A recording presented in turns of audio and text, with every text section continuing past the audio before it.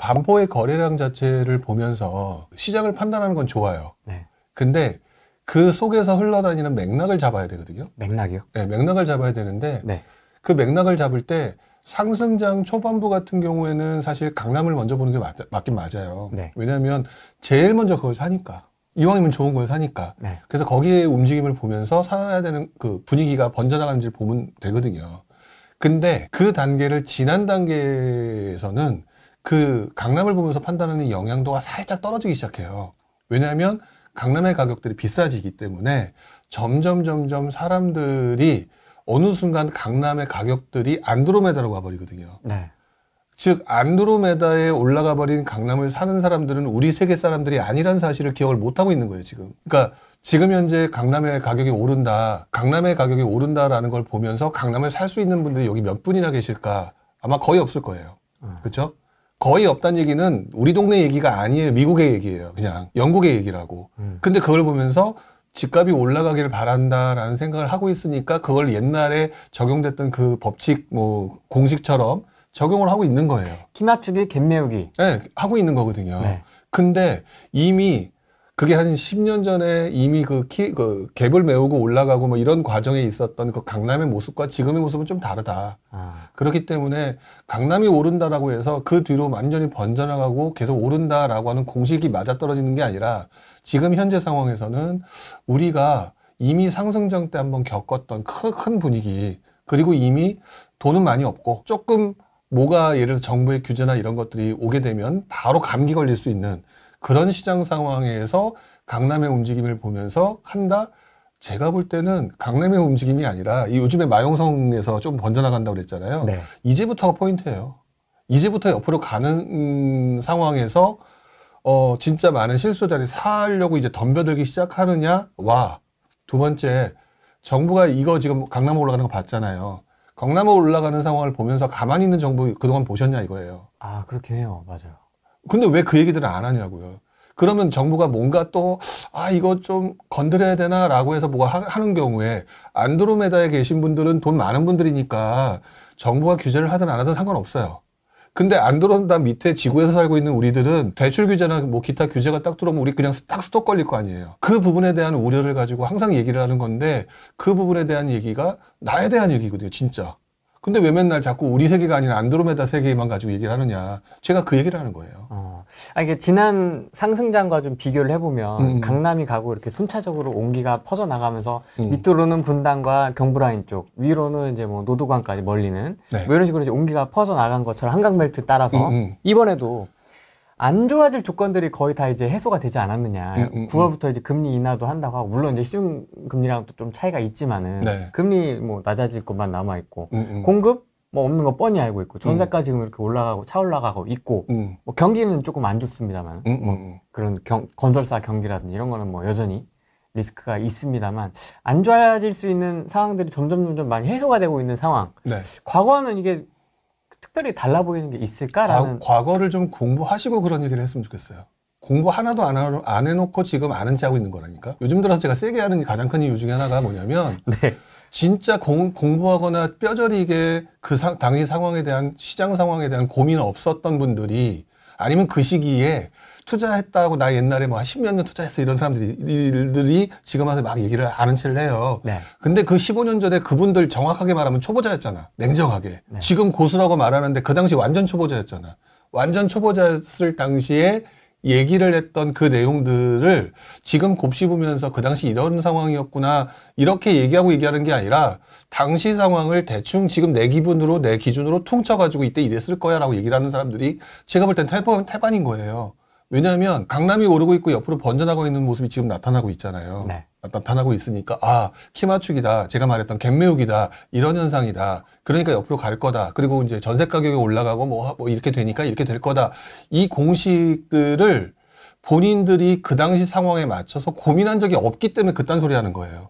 왜냐하면 그 내용이 상승장 초반과 상승장 후반부 또는 약간 좀 회복기, 침체기 이 상황 때 나타나는 현상이 완전히 틀려요. 완전히 틀리다고요.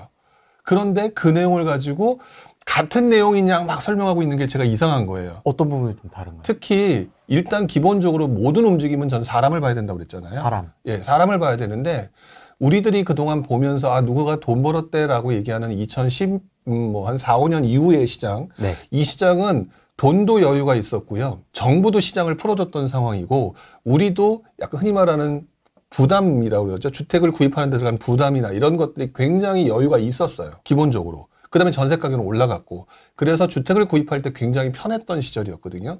근데 지금은 그 단계를 지나오면서 굉장히 많이 올랐고 부담도 세졌고 그 다음에 우리들이 지금 기대를 하고 있는 느낌과 달리 우리 몸이 다 묶여 있는 상황이에요. 지금 규제가 풀어달라고 얘기하고 있지만 하나도 안 풀렸잖아요, 제대로. 네, 네. 이미 그것만 해도 굉장히 대단하게 다른 시장이거든요. 이렇게 대단하게 다른 시장이다라는 거는 아무것도 없었을 때 상승장이 시작할 때 정부가 했던 행동들을 보시면 기억하시는지 모르겠지만 제일 처음에 강남 묶고, 그쵸? 서울 묶고, 수도권 묶고 이러면서 지방으로 번져나가는 차근차근 하는 행동을 해왔잖아요. 그래서 그 텀에 우리가 투자하러 돌아다닐 수 있는 여유가 공간과 시간이 너무너무 많았어요. 근데 지금은요, 그것들을 거의 다 안 풀어준 상황이에요. 약간만 풀었다는 말이죠. 그래서 한두 개만 묶으면 옛날에 우리 시장이 확 죽을 수밖에 없었던 그런 상황의 분위기와 지금 상황이 똑같아요. 그래서 지금 정부가 우리들을 케어하기가 되게 쉬운 세상이라고요. 그래서 지금 정부가 대출 규제 하나만 딱 하게 되면 지금 다주택자 아무것도 못 사잖아요. 네. 그쵸? 네. 뭐 매년 못 사니까 지금 이걸 가지고 뭐 취득세 풀어달라, 양도세 완화해달라 이렇게 징징대고 있는 가장 큰 이유가 사고 싶은데 못하니까 그런 거잖아요. 이 말은 시장 전체로 놓고 보게 되면 실수요자와 다주택자들이 같이 집을 사는 시장이 상승기인데 얘네가 다 묶여 있단 말이에요. 그래서 실수요자들이 조금 움직이고 있단 말이에요. 이걸 보면서 다주택자들이 그동안 돈 벌었던 눈의 시각으로 시장을 보지만 다주택자들은 어차피 묶여 있고 실수요자들 뭐 DSR부터 시작해서 뭔가 규제가 딱 걸리면 얘네들도 사실 다주택자가 새 가슴이에요? 아니면 실수요자가 새 가슴이에요. 실수요자가 새 가슴이거든요. 실수요자 분위기 확 꺾인다고요. 그게 바로 2009년 9월 달에 수도권 DTI 규제예요. 왜 지금 막 집값이 올라간다 이렇게 얘기하는 사람이 그 당시 상황에 대한 얘기를 왜 안 하고 있느냐. 우리가 그 당시에 2009년대에 다 묶여 있었단 말이죠. 약간 풀려 있었어. 2008년에 금융위 때문에.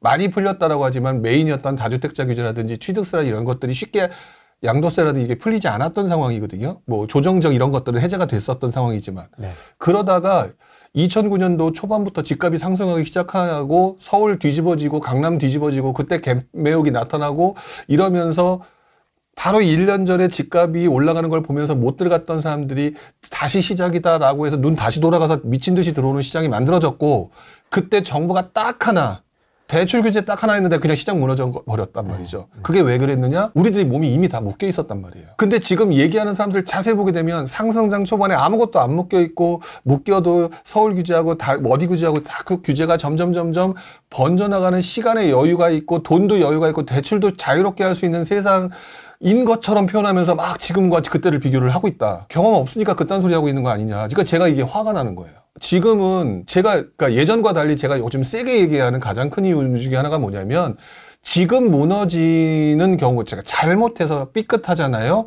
재기불능이에요. 아, 그 정도로 지금 위험합니까? 왜 그러냐면 가격이 비싸단 말이에요. 네. 가격이 비싸거든요. 시장이 꺾이고 나건 안 하건 이때부터는 어떤 사람이 나타나면 여유 있는 사람들이 영끌해서 무너진 사람 물건들을 가져가는 시장으로 바뀌어요. 그러니까 시장이 올라가느냐 떨어지냐가 중요한 게 아니에요. 많은 분들이 시장이 올라가느냐 떨어지느냐를 가지고 얘기를 하시는데 진짜 투자자는 시장이 오르거나 떨어지는 거 관심 없어요. 오르면 오르는 거에 맞춰서 분위기에 맞춰서 옆 동네도 가고 모두 어느 동네도 가고 해서 그거에 맞춰 투자를 하면 되는 거고 시장이 꺾이면은요. 직전에 아무것도 모르고 리스크 관리할 줄 모르고 들어왔다가 이자 내기 바쁘고 뭐 헉헉대다가 무너진 애들 물건 싸게 사가지고 그걸로 나중에 수익 내면 그만이거든요. 그래서 시장이 상승이냐 하락이냐가 그렇게 크게 중요한 게 아닌데 이왕이면 돈을 많이 벌기 위해서는 상승장이냐 하락장이냐를 보는 거예요. 근데 우리들이 지금 보는 사람들을 보게 되면 상승장이냐 하락장이냐에 너무 꽂혀서 있다라는 거지. 그걸 보면서 이제 2009년도에 그 DTI 규제 이후에 무너지는 분들이 언제 나왔냐면 2012년에 나와요. 그래서 서울의 강남부터 시작해서 진짜 많은 동네가 떨어졌던 게 2012년이었고 그때랑 똑같이 된다라고 제가 얘기하는 게 아니라 지금 시장에서 많은 사람들이 생각을 상승장 초반부에 많은 사람들이 했던 얘기를 가지고 머릿속에 그걸 기준으로 잡고 있다 보니까 기준과 시장 상황이 달라졌는데 당신네들 너무나 기준을 잘못 잡고 있는 것 같다. 그러니 제가 그 부분에 대해서 경고를 하고 싶은 거예요. 제가 그동안 얘기를 하면서 가능하면 말조심을 하려고 하고 조심하려고 했던 가장 큰 이유가 네. 돈을 벌게끔 해주는 사람들을 위해서 제가 얘기를 하고 등장한 게 아니라 뭔가 바닥에서부터 올라오려고 하는 사람들한테 뭔가 희망을 주고 도움을 주는 역할을 하는 게 맞겠다라고 했던 건데 지금 시기가 잠깐 잘못 삐끗하게 되면 여기서 더 올라가는구나 착각해서 정부가 규제 나왔을 때 무너지는 사람이 발생하기 되게 쉬운 시기다. 그 부분을 강조하고자 하는 건데 그 얘기를 자기 기준대로 받아들이면서 불용이 하락론자로 바뀌었네. 부터 시작해서 쟤는 무슨 말 하는지 모르겠어 등등 막 되게 다양한 얘기들이 나오고 계시더라고요. 다 정립해 놓으셨군요. 다 알고 계셨군요. 다 알고 있죠. 이런 추세가 이어지다 보니 지금 상반기부터 계속 지금 이게 뜨겁게 지금 계속 가고 있지 않습니까? 그러면 네. 이게 당연히 하락장에 대한 기억도 조금 있을 것이고 최근에 있었으니까 너무 그렇게 무리하지 않는다면 뭐 규제가 일부 나온다고 해도 무너지기가 쉽지 않을 것 같아요. 그렇죠. 그러니까 제가 말하는 것들을 여러분들이 듣기 편하거나 내가 듣기 그러니까 생각하는 대로 받아들이셔서 그런 건데 네. 저도 상승론자예요. 지금 그 전문가분들이 나와서 말씀하시는 것 중에 대표적인 것들이 금리가 인하가 될 예정이고 그다음에 전세 가격이 상승할 예정이고 기타 등등 되게 많은 얘기들을 하면서 올라갈 거라고 얘기를 하고 계시잖아요. 네. 근데 그분들이 그 얘기는 하는 거는 저랑 똑같아요. 근데 저는 그 중간에서 발생할 수 있는 시간적 텀 그게 생각보다 길어질 수도 있다가 제 경험이거든요. 근데 지금 그것들을 얘기하시는 분들을 보게 되면 앞으로 1, 2년 안에 뭔가가 막 뒤집어지면서 완전히 바뀔 것처럼 얘기를 해. 그러면 사람들이 사고 싶죠. 사고 싶어 한다는 거지. 근데 이 사고 싶어 하는 그 시기에 정부는 아직 무기가 있어요. 대출 규제라는. 그렇기 때문에 그 상황에서 발생됐던 아까 영끌이나 이런 것들이 무너진 사람들이 있었고 사실상 그때 장기적으로 보게 되면 결국 우상향되는 그 프로세스는 변함이 없을 거다. 그래서 제 얘기가 누군가에게는 하락론자처럼 들리는 거고 누군가는 지금 되게 위험하다라고 들리시는 건데 저도 얘기 자체는 상승이라니까요. 상승인데 여러분들이 실제로 투자를 해보면 우리 가끔 그런 얘기 하죠. 야, 실전 투자자는 달라. 왜? 현장에서 무언가를 봤던 사람들이니까. 실전 현장에서 앞으로 2, 3년간 일어날 현상들을 보게 되면 그 와중에 그냥 한 1, 2년 안에 바로 오를 거야라고 착각하기보다는 되게 다양한 현상들이 나타날 거기 때문에 리스크 관리는 해야 되는 것 같다. 그 리스크 관리 중에 대표적인 게 저는 시간이라고 봐요. 지금 많은 분들이 그걸 듣기 원하고 싶은 소리가 뭐냐면 앞으로 집값이 바로 오릅니다. 빨리 들어가 사세요. 시원하게 부장님이 사라 이거. 네, 이거잖아요. 듣고 싶어요. 그거를 원하시거든요. 네. 근데 그거 아는 놈 한 놈도 없어요. 왜 이렇게 다들 아는 체 하지? 한 놈도 없어. 나도 모르겠어. 근데 그걸 중기나 장기로 보게 되면 네. 올라가. 상승한다고요. 상승하거든요. 그러니까 그 안에 시간이 길어질 수도 있고 짧아질 수도 있구나라고 하는 생각에 그 상승이라는 기본 장기적 틀 안에 상승하는 장기적 틀 안에 있는 그 시간 안에서 잠시 어떤 상황에선 좀 지연될 수도 있고 떨어질 수도 있고 애매할 수도 있는 상황이 만들어지는데 요 상황에 소용돌이 속에서 누군가는 거기서 소용돌이에 휘말려 죽는단 말이에요. 근데 그 죽는다는 얘기를 하는 거를 사람들이 안 해. 왜? 경험해 본 적 없으니까. 근데 제가 얘기를 하게 되면 이런 얘기를 하잖아요. 얘기를 하게 되면 또다시 여러분들도 경험한 적이 없잖아. 그러니까 무슨 말 하는지 모르겠는 거야. 아니면 하라농자? 그렇게 보시는 거죠. 근데 제가 계속 얘기하는 것 중에 지금까지도 계속 변함이 없는 것 중에 하나가 상승이라고 하는 기간 안에 네. 전세가율이 먼저 올라가는 과정이 만들어질 거다. 전세가율이. 이 얘기를 되게 많이 했거든요. 근데 전세가율이 올라가는 기간이 만들어질 거다라는 얘기는 결국 전세가격이 올라가면서 시장이 오르락 내리락 정부가 뭐 그거에 따른 대책도 만들었다가 뭐 공급대책 나온다는 것처럼 그 과정에서 우리 심리가 바뀌는 과정이 만들어져야 돼요. 그거를 보면서 이렇게 되니까 이제 앞으로 뭐가 나오겠구나 이렇게 하면서 대응해 나가야 되거든요. 그 구간이 제가 경험해봤던 지난 2009년부터 2014, 5, 6, 7 요때 상황에서 상당히 길었어요. 즉 사람들이 안 움직였단 말이야. 전세 가격이 70%, 80%까지 올라가는데 안 움직여요. 당시에. 제가 그 당시에 너무너무 신기했어요. 왜냐면 제가 2000년대 초반부터 배웠던 공식은 많은 선배님들 전문가들이 뭐라고 얘기했냐면 전세가율 60%면 집값 뛴다. 근데 60%가 넘어간 게 제 기억으로 2012, 3년? 이었던 것 같거든요. 뭐 정확하진 않아요. 안 올라가 집값이. 그죠. 그 이후로도 한참 걸렸어요. 그게 왜 그랬느냐? 당시 시장 환경이 집 사는 것이 끝났구나라고 하는 분위기가 팽배했는데 그때 하우스퍼가 2011년에 다 죽었거든. 그 상황에서 60%가 넘는다 하더라도 집을 살 수 있는 사람들이 공포감에 질려서 못 샀다는 시장 환경이 만들어졌기 때문에 그런 현상이 만들어졌는데 그때 만들어졌던 70%, 80%를 근거로 해서 투자를 했던 애들이 만든 게 갭 투자에 뭐 500 넣고 1000 넣고 했던 그 공식이 그때 만들어진 거거든. 어떻게 보면은. 네. 그러면서 7, 80%대 들어가라. 그러니까 제가 볼 땐 너무 웃긴 거죠. 지금도 7, 80% 되는 동네가 들어가라고 하면서 지금 자꾸 경기도 외곽이나 지방 가라고 얘기를 하시는 분들이 간혹 가다 보시면 계시던데 심지어는 이 바닥에 유튜브에서 서식 안 하고 인스타에서 서식하는 분들 특히 심하더라고요. 미치는 거지. 경험 아예 없는데. 와, 근데 거기 들어가서 다들 빠져가지고 정신을 못 차리고 있으니까 아니, 저도 올라간다고 얘기하고 있는 중이라니까요. 근데 저를 올라간다고 얘기하는 사람이라고 받아들이지 않고 있는 거예요, 시장이. 그리고 그것들을 시장을 좀 길게 볼 필요가 있다라고 얘기하고, 그러니까 제 얘기를 들으면 어떤 분들은 마음이 편안해집니다. 마음이 편해지는 건 좋은데요. 편안해지라고 얘기하는 게 아니라 시간적 여유라는 게 있다는 거를 이해하고 여러분 계속해서 관찰하라고 얘기를 하는 거거든요. 여러분도 그렇게 하셔야 되는데, 이제 요즘에는 이제 그거 지켜보다가 불용이라는 이름이 그래도 사람들한테 알려지게 되고 사람들이 갖고 있는 생각 자체가 그래도 조금 나쁘지는 않은 것 같아요. 그러면 내가 할 수 있는 게 뭘까? 그러면 이 바닥에서 조금 더 나도 틀릴 수 있긴 하지만 이 부분에 대해서 혹시라도 문제가 생기지 않는 방편으로 싫은 소리와 듣기 싫은 소리는 해야 되지 않느냐 이런 얘기를 최근 들어서 많이 하는 거죠. 아니 부장님 지금 저는 돈을 벌어야 되는데 지금 디퍼가 50억을 찍고 지금 어디 뭐 반포가 지금 날아가고 있어서 지금 노원까지도 지금 물이 들어온다 어쩐다 지금 오늘 기사가 그러고 있는데 지금 뭐라도 하나 잡아내는 거 아닙니까? 갭을 끼고 반포에서 나오는 그 파도의 흐름을 타야 되는 거 아니냐. 아직까지 여러분들이 그 시장의 구조를 명확하게 이해를 못 하셨던 것 같다. 물론 이렇게 말하는 저도 틀리는 경우가 꽤 있기 때문에 함부로 이렇게 아는 체 하는 거는 아니라고 생각을 해요. 다만 여러분들이 한 가지 기억해 주셔야 될 부분이 제가 시장을 그동안 보면서 느꼈던 가장 큰 감정 중에 하나가 정부예요.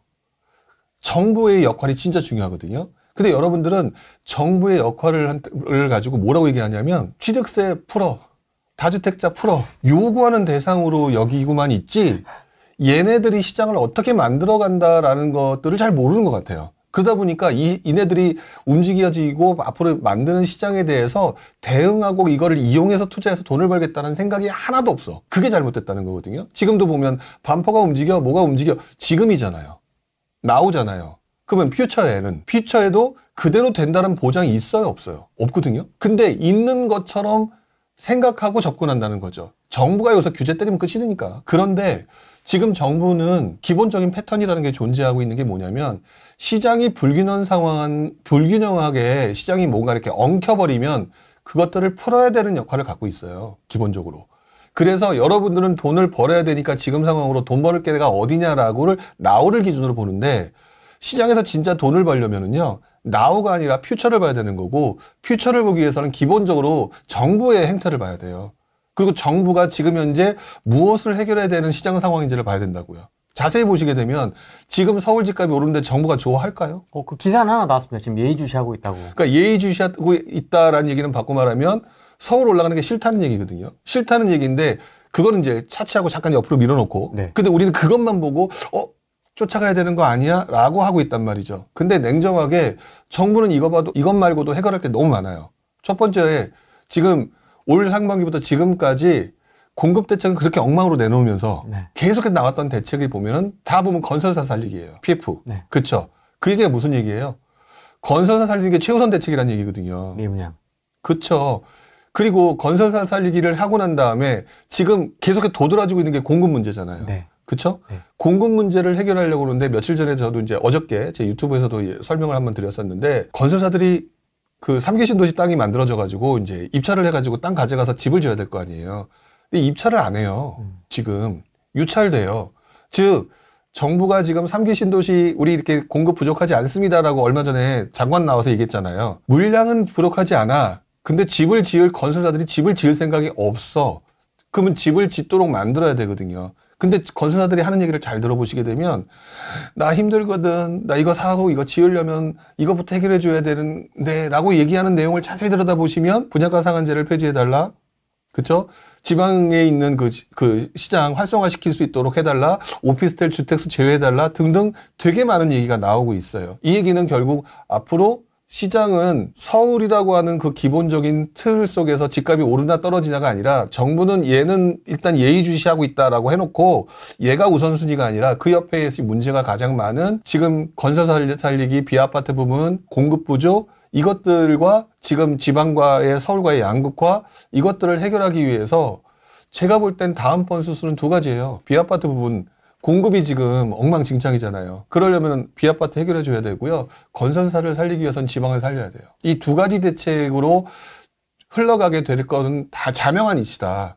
근데 여러분들 제가 이렇게 말씀드리는데 무슨 말인지 하나도 모르는 사람 한두 명이 아닐 거예요. 왜? 여러분들은 투자는 시장을 보면서 해야 된다라고 하는 그 논리를 전혀 모르고 계시다는 거지. 고수를 보러 갈 줄은 아는데 고수가 말하는 사람들이 어느 동네라고 얘기하는 걸 원할 뿐이지 자기네들이 고수가 될 생각들이 별로 없어요. 어떤 거죠? 쉽게 가려고 해. 그러니까 저희 같은 사람한테 또 당하는 거예요. 뭐 이분의 댓글이 뭐라고 하는 건 아니고 이분 댓글 하나로 좀 뭔가 딱 정리가 되는 것 같습니다. 오피스텔 가자. 그 아까 이제 오피스텔 규제에 관련돼서 풀릴 것 같다라고 이제 얘기를 하시니까 오피스텔 가자 이렇게 딱. 근데 한 가지는 조심하셔야 돼요. 주력재와 대체재 시장은 사이클이 길고 짧음이 다르다. 이미 여러분들 아파트를 올라가고 생수가 올라가고 봤지만 짧죠? 너무 짧던데요? 네, 짧기 때문에 여기는 고수의 영역입니다. 그러니까 모르면 제발 좀 아는 체 하지 말고 가지도 마시고 괜히 오피스텔 가지고 나 투자해서 이렇게 돈 벌었다냐고 뻥치면서 유튜브에서 떠들지도 않았으면 좋겠어요. 너무 가짜들이 많아. 유튜브로 뭐 오피스텔로 돈 이렇게 벌었어요 딱 듣다 보면 어이가 없어. 되게 많은 고수인 것처럼 얘기하는데 오피스텔은 대체 시장이기 때문에 그걸로 계속해서 돈 벌 수 있는 시장이 될 수가 없어요. 없어요. 수익형 투자로서의 가능성은 인정을 하겠으나 그걸로 시세 차익형 투자인 것처럼 설명하시는 분들도 가끔 있거든요. 가만 안 놔둘 거예요, 나중에 이제. 왜? 시장이 그렇게 시장을 가게끔 끌지 않고 주력재 시장을 기준으로 해서 움직이게 하기 때문에 그렇거든요. 그래서 오피스텔 시장이 움직일 거라고 얘기는 제가 오피스텔 빌라 시장은 제가 재작년부터 얘기를 했어요. 재작년 하반기부터. 아마도 비아파트 부분에 제가 아마 거의 처음 얘기했을걸요. 2009년도, 10년도 그때부터 과거 시장의 그런 것들을 보면 비아파트 부분은 움직일 거다. 근데 그 비아파트 부분이 가장 큰 문제가 사이클이 짧다. 고수가 아니면 함부로 들어가지 마라. 제가 그렇게 얘기를 했었거든요. 그리고 그 내용이 2년이라고 하는 시간이 이제 횟수로 2년이고 한 1년 반 정도 된 것 같아요. 이제 되니까 그게 뭔가 보이기 시작하잖아요. 이게 항상 시장의 구조를 이해하게 되면 그게 만들어지는 상황이 이제 예측이 되고 보이게 되는 건데 네. 그 부분을 가지고 보게 되면 이제 1년 반이 지났으니까 다시 한번 얘기를 할 수 있는 거죠. 오피스텔 그렇게 해서 사람들이 또 이거 투자해야 되나요? 뭐 해야 되나요? 이렇게 질문하겠지만 생각보다 짧을 거다. 그럴 바에는 어설프게 매도 시기 못 맞춰가지고 또 물리는 것보다는 주력재인 아파트의 시장 변화를 좀 더 포커스를 잡고 지켜보는 게 훨씬 더 유리하다. 이렇게 말씀드리고 싶어요. 정부에서 관심 갖고 있는 건설사 살리기와 지방, 그다음에 비아파트 부분에 대해서 아무리 그걸 정리를 해도 수도권 아파트가 공급이 많아지는 건 아니지 않습니까? 교통정리가 되지 않잖아요. 그렇죠. 그 상승세는 지속될 것 같은데. 그게 바로 수학 공식이라는 거죠. 그러니까 거기다 제가 양념을 한번 쳐볼게요. 네네. 공급도 부족하고 뭐도 부족해. 올라가는 게 정상이잖아요. 수학 공식으로는 그 말이 맞죠. 근데 정부가 DSR 규제 부분을 한다라고 하게 되면 돈 벌 수 없다라고 하는, 그 다음에 내가 살 수 있는 가격대가 괜찮은 물건들 서울 중심부로 가야 되는 살 수가 없다라는 게 느끼게 되면 투자자 말고 실수요자가 지금처럼 살려고 들까요? 잠시 또 멈출까요? 올라간다는 확신이 좀 더 세면 어떻게든 좀 더 끌어오지 않을까요? 아니 그거는 내 위주로 보는 거지. 왜냐하면 그건 내가 보고자 하는 관점에서 올라간다라고 하는 거를 지금 희망끈을 안 놓는 건데 지금 자세히 보시는 게 이 시장을 움직이는 게 우리가 아니에요. 정부예요. 아니 정부의 움직임하고 시장의 사람들의 움직임을 봐야 된다고 제가 그렇게 얘기하는데 지금 이러니까 올라가는 게 아니냐? 그거는 내가 돈 벌고 싶은 마음인 거지. 그러니까 제가 얘기하는 건 항상 그거예요. 그 마음은 알겠으나 네. 시장을 움직이는 건 내가 아니에요. 그래가지고 지금 이 마음이 계속해서 강해져가지고 조금 더 사는 사람들이 느끼고 생각보다 안 움직여. 그러니까 생각보다 자꾸 올라가라고 하게 되면 정부가 가만히 있겠냐고요. 가만히 안 있겠다라고 믿는 분이 계실까요? 가만히 있지 않을 거라는 거 당연히 알잖아요. 그러면 결국 또 꺾이는 거라고요. 그게 계속 반복될 거라는 거죠. 근데 그럼에도 불구하고 돈 있고 여유 있고 무주택자고 뭐 이런 분들한테는 제가 계속해서 하라고 얘기를 하거든요. 근데 지금 여기 계신 분들 중에 상당수가 아마도 다주택자이거나 또는 이주택자로 해서 갈아타기를 원하시는 분일 거예요. 맞습니다. 그쵸? 그분들 있잖아요. 그분들은 그렇게 하면서 올라가야 되잖아요. 그쵸? 네. 올라가야 되는데 시장이 꺾인다라면 막말로 사는 게 맞을까? 이런 느낌 들지 않겠어요? 그리고 기본적으로 투자에 있어서는요, 정부가 밀어주는 곳에 올라타야 되는 거예요. 기본적으로. 정부가 못 잡아서 안 다린 거에서 아니야 라고 희망 고문을 갖고 들어가는 사람들 참 바보인 사람들이 없어요. 근데 왜 과거 문정부 때는 왜 찍어줬지 않습니까? 규제 한 대를 들어갔어야 된다고 하면서. 잘 보시면 네. 그것도 특정 시기만 가지고 그것들을 갖다 전체 공식화 시킨 거예요. 아, 그렇습니까? 왜 그러냐면 제가 처음에 뭐라고 했냐면 기본 메인은 그거예요. 정부가 규제를 강하게 못한다가 메인이에요. 왜? 규제를 강하게 하면 제일 쉬운 방법이 뭐예요? 부동산 가격이 막 올라.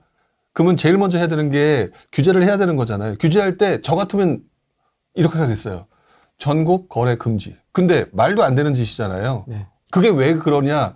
실제로 부동산 규제를 완벽하게 하려게 되면 그냥 거래 금지가거나 이렇게 거래 자체를 못하게 하면 되거든요. 근데 하는 걸 보면 찔끔찔끔해요. 서울 강남 3구, 강남 4구 하다가 서울로 했다가 그 다음에 경기도의 중심부 했다. 뭐 성남이나 과천 같은 거 했다가 그 다음에 안산 수원하고 그 다음에 또 평택하고 이렇게 갔죠. 네.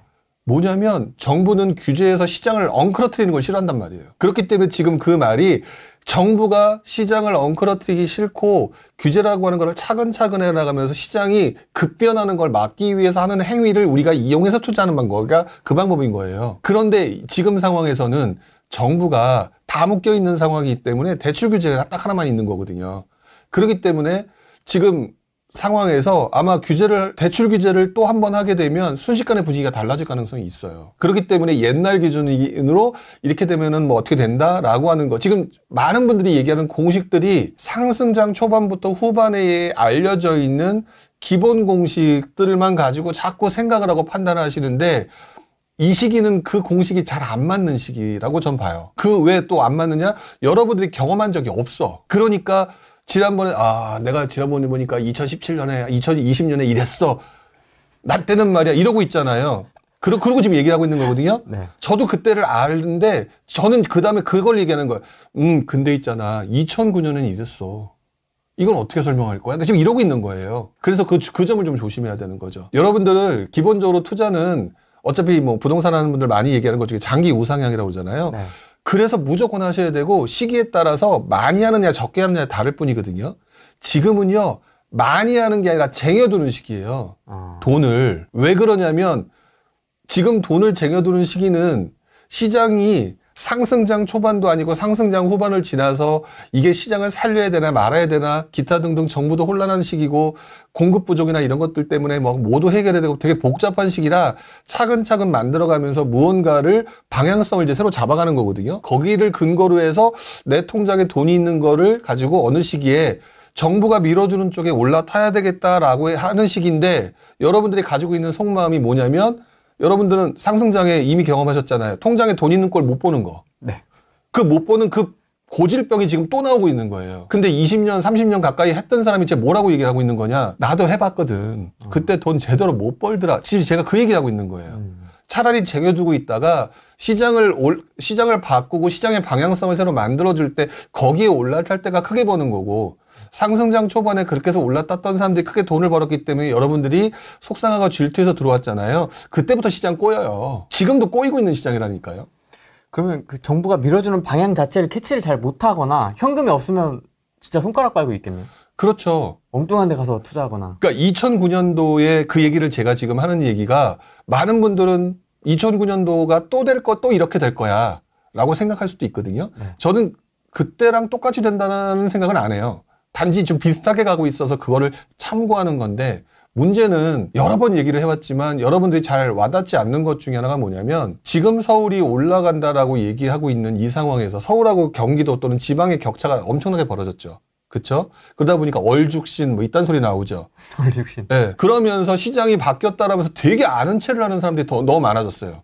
뉴노멀. 새로운 패러다임 같은 소리하고 자빠졌네. 저 이러고 있는 거죠, 지금. 왜냐면 어저께 제가 제 라이브 얘도 얘기를 했는데 70년 세대를 X세대라고 불러요. 이제는 50세대지만 X세대가 들었을 때 그때 나왔던 현상이 지금 말씀드렸던 뉴노멀이고요. 얘네들의 예전에 없었던 시대와 이제 조금 먹고 살면서 조금 사고방식이 바뀐 새로운 세대의 패러다임 어쩌고 저쩌고 하면서 저희 세대를 되게 다르게 표현했거든요. 나이 머리가 똑같아. 그때 저희들은 신축 안 좋아했을 것 같으세요? 그냥 사람의 본능이에요, 신축 좋아하는 거는. 근데 돈 없으면 얼어 죽어도 신축, 얼어 죽어도 전세 가거나 얼어 죽으면 어쩔 수 없이 구축 가게 되어 있는 게 본능이라고요. 그러니까 저는 그 말 자체가 웃겨요. 나도 제가 처음 투자를 했던 97, 8년도 이때 어떤 사람이 구축 살려는 사람 없었어요. 신축이 쌌으니까 신축 샀어요. 그래서 그때 2000년대 초반에 그때 분위기를 자세히 보시게 되면 또는 그 뉴스 기사 뒤져보세요. 신축 선언상 강화됐다는 내용이 나와요. 그 당시 상황에 대해서 그런 상황, 그 다음에 요번에 2014년, 5년, 6년 해서 2019년도 요때 서울 아파트, 서울 신축 사라라는 현상 나왔죠. 매번 반복되는 현상을 저는 지금 벌써 이번에 뭐 최소한 2번에서 3번 정도를 지금 반복해서 보고 있는 중이거든요. 그런데 저는 그냥 입 다물고 있어요. 원래 이런 거니까. 근데 이번에 처음 본 사람들이 되게 아는 척 하면서 얘기하는 느낌인 거예요. 얼죽신? 좀 있으면 보세요. 그리고 제가 예전에도 그랬지 않나요? 2019년, 20년도에 다들 서울에 신축 사라라고 했을 때 갭매우기 일어날 때니까 구축으로 점점 가세요. 라고 아마 호랭이 TV에 나와서도 제가 얘기했을 텐데 그거는 왜 기억을 못 하시나요? 그러니까 본인이 복귀를 제대로 못 하신 거예요. 그러니까 저는 그 시장 자체가 바뀔 거다라고 하는 부분을 인정하긴 하는데 지금 뭐 뉴 패러다임이다라고 얘기하기에는 결국 공급 물량이 얼마나 많거나 적느냐에 따라 달라질 뿐 사실 앞으로 신축이 이렇게 오른다? 지금 이렇게 서울하고 지방이 벌어져 있다라고 한다면 정부의 역할이 바로 여기서 나와요. 균형하게 만들어야죠. 그래서 항상 자세히 보시게 되면 서울 아파트만 놓고 보게 되면은요. 서울 아파트 신축이 달리잖아요? 그러면 나중에 구축이 메꿔요. 메꾸면 구축 아파트 살고 있는 사람은 어떻게 돼요? 신축 가고 싶지. 갈아타기 하고 싶지. 일로 가. 그거 또 올라가거든? 또 따라가. 이게 지금 현상이고 지금 떨어졌다가 이제 조금 시장의 분위기가 바뀌려고 하니까 집을 사야 되는데 가격이 떨어졌잖아요. 그럼 신축이 싸졌잖아. 신축이 싸졌으니까 신축에 들어가려면 사람들이 많은 게 지금의 현상인 거예요. 다음엔 다시 구축이 올라가는 현상이 만들어진다니까요. 이 현상이 기본인데 여기서 대놓고 뉴노멀 이러면서 막 사람을 헷갈리게 만드는 거예요. 제가 그래서 예전에 효성이 TV에 나왔을 때 2019년, 20년 요때 막 다들 서울 신축 사라, 책에서도 서울 신축 뭐 이런 거 사라라고 얘기할 때 씩 웃으면서 그때 얘기했던 게 그거잖아요. 구축도 오를 텐데요. 똑같은 현상이 반복된다고. 이게 본질을 이해하고 있으면 그걸 이용해서 여러분들은 신축 살고 싶은 게 본질이세요? 수익 내고 싶은 게 본질이세요? 수익이죠. 수익이잖아요. 그러면 구축이냐 신축이 뭐가 중요해요? 불균형한 대상을 찾아서 투자한다가 그게 메인이거든요. 그러니까 여기서 듣는 얘기에 막 그 탕후루처럼 오늘 제목이 탕후루던데 탕후루처럼 지금 눈에 보이는 달콤한 얘기만 하는 그것 배제하고 본질에 집중해라라고 얘기를 하는 거예요. 트렌드 쫓아가기. 트렌드요? 되게 중요하게 생각하는 거예요. 그러니까 저도 한때는 트렌드 X세대였다니까요. 탕후루. 지금은 항상 이거는 일종의 패턴인데 시장이 처음에 움직일 때와 후반부에 움직일 때를 보게 되면 정부가 운영하는 기조를 보게 되면 처음에는 조정지역과 같은 투기지역과 같은 지역 규제로 갔다가 나중엔 대출 규제로 가요. 지금이 대출 규제를 통해서 빠르게 시장을 조율하려고 하는 목적을 가지고 있다고 봐요. 지금 산적한 게 많단 말이지. 좀 더 빠르게. 그렇죠. 왜? 지금 이미 다 묶여 있어도 다주택자들 지금 입만 살아있고 다 온몸이 묶여 있는 거잖아요. 맞습니다. 그래서 다주택자를 보면서 정부 입장에서 딱 보면 얘네들 묶여 있으니까 옛날처럼 이렇게 막 사고 칠 애들이 아니거든. 뭐 없네? 그러니까 씩 웃으면서 우리들은 막 풀어줘 다주택자 풀어줘 징징징 아유 시끄럽고 일단 빠져 있어. 근데 지금 실수요자를 걸 수 있는 거는 딱 조정적 이런 거 다 필요 없다니까요. 대출 규제니까. 그래서 조정적이나 이런 게 아니라 대출 규제예요. 이건 100%예요. 제가 볼 때는. 내가 정부 당국자라고 해도 지금 산적해 있는 공급부터 시작해서 기타 등등 전세가격 이런 거 해결하려고 하는데 얘네들을 가지고 차근차근 규제를 어떻게 복잡하게 한다? 야 대출 걸어. 그리고 이거부터 해결하겠어요. 그리고 실제로 그래서 나타난 2009년의 현상이 DTI 규제란 말이에요. 그때도. 그러니까 저는 조정적 이런 거는 안 걸릴 거다. 또는 걸려봤자 약간 뻥카의 분위기가 나타나지 실제로 움직이는 조정의 역할은 대출 규제일 거다. 이미 우리는 더더구나 이 대출 규제의 무서움을 겪어봤어요. 네. 이번 시장이 꺾이게 된 가장 대표적인 게 2021년 9월 달에 대출 규제예요. 한 방에 갔잖아요. 수요 강에 싹 사라집니다. 그리고 제가 그때 뭐라고 했냐면 정부가 엄청나게 강한 무기를 가졌다라는 사실을 알게 되었다라고 제가 그 당시에 한번 얘기한 적이 있었는데 그게 뭐냐. 대출 규제를 걸게 되면 그냥 한 방에 조정이 가능하거든요. 그때 그리고 여러분들 그때 제일 심했던 게 뭐예요? 갭 투자잖아요. 그때 전세대출 규제했잖아요. 한 방에 갔잖아요. 한 방에 갔죠. 한 방에 갔단 말이죠. 이 한 방에 가서 내가 한 방에 무너졌던 일패의 경험을 가지고 계신데 왜 그걸 고킬 안 하시냐고. 대제는 줄 알았는데. 진짜. 응? 근데 또 이제 그때 그 힘들었던 상황을 또 잊어버리고 지금 무언가 또 이렇게 달라지니까 또다시 달콤한 누군가의 그 어떤 알고 보면 다 불량식품인데 이런 분들이 와서 막 뭐라고 해버리니까 그 다음에 여러분들이 아마 지금 헷갈리는 게 있을 거예요. 뭐냐면 많은 분들이 지금 상승장 초반이라고 얘기할 거예요. 오, 맞습니다. 그래서 제 말하고 안 맞는 것 같아서 제 말이 이해가 안 되실 거예요. 근데요, 상승장 초반이라고 하는 말에 휘말리지 마세요. 다 시작이라고 하던데요. 네? 그러니까 하락 끝. 자, 냉정하게 상승장 초반이라고 얘기를 하게 되면은요, 저는 이걸로 뭐 뭔가에서 돈을 벌고자 하는 욕심 자체가 그렇게 많은 사람이 아니기 때문에 그냥 톡 까놓고 얘기하는데 여러분 상승장 초반이라고 하면 돈 벌러 돈 들어올 여기 진입할 거예요, 안 할 거예요? 상승장 초반이라고 제가 얘기를 했다. 들어오시겠어요, 안 들어오시겠어요? 투자하러. 투자 갈. 오겠죠. 이 말은 역으로 말하게 되면은 이 바닥에서 존재하는 가짜 전문가들, 실제로 존재하는 가짜 전문가들이 돈을 벌기 위해서 여러분들을 유혹하는 용어로 상승장 초반이라고 쓸 수도 있다는 얘기예요. 상승장 초반이라는 용어를 써도 돼요.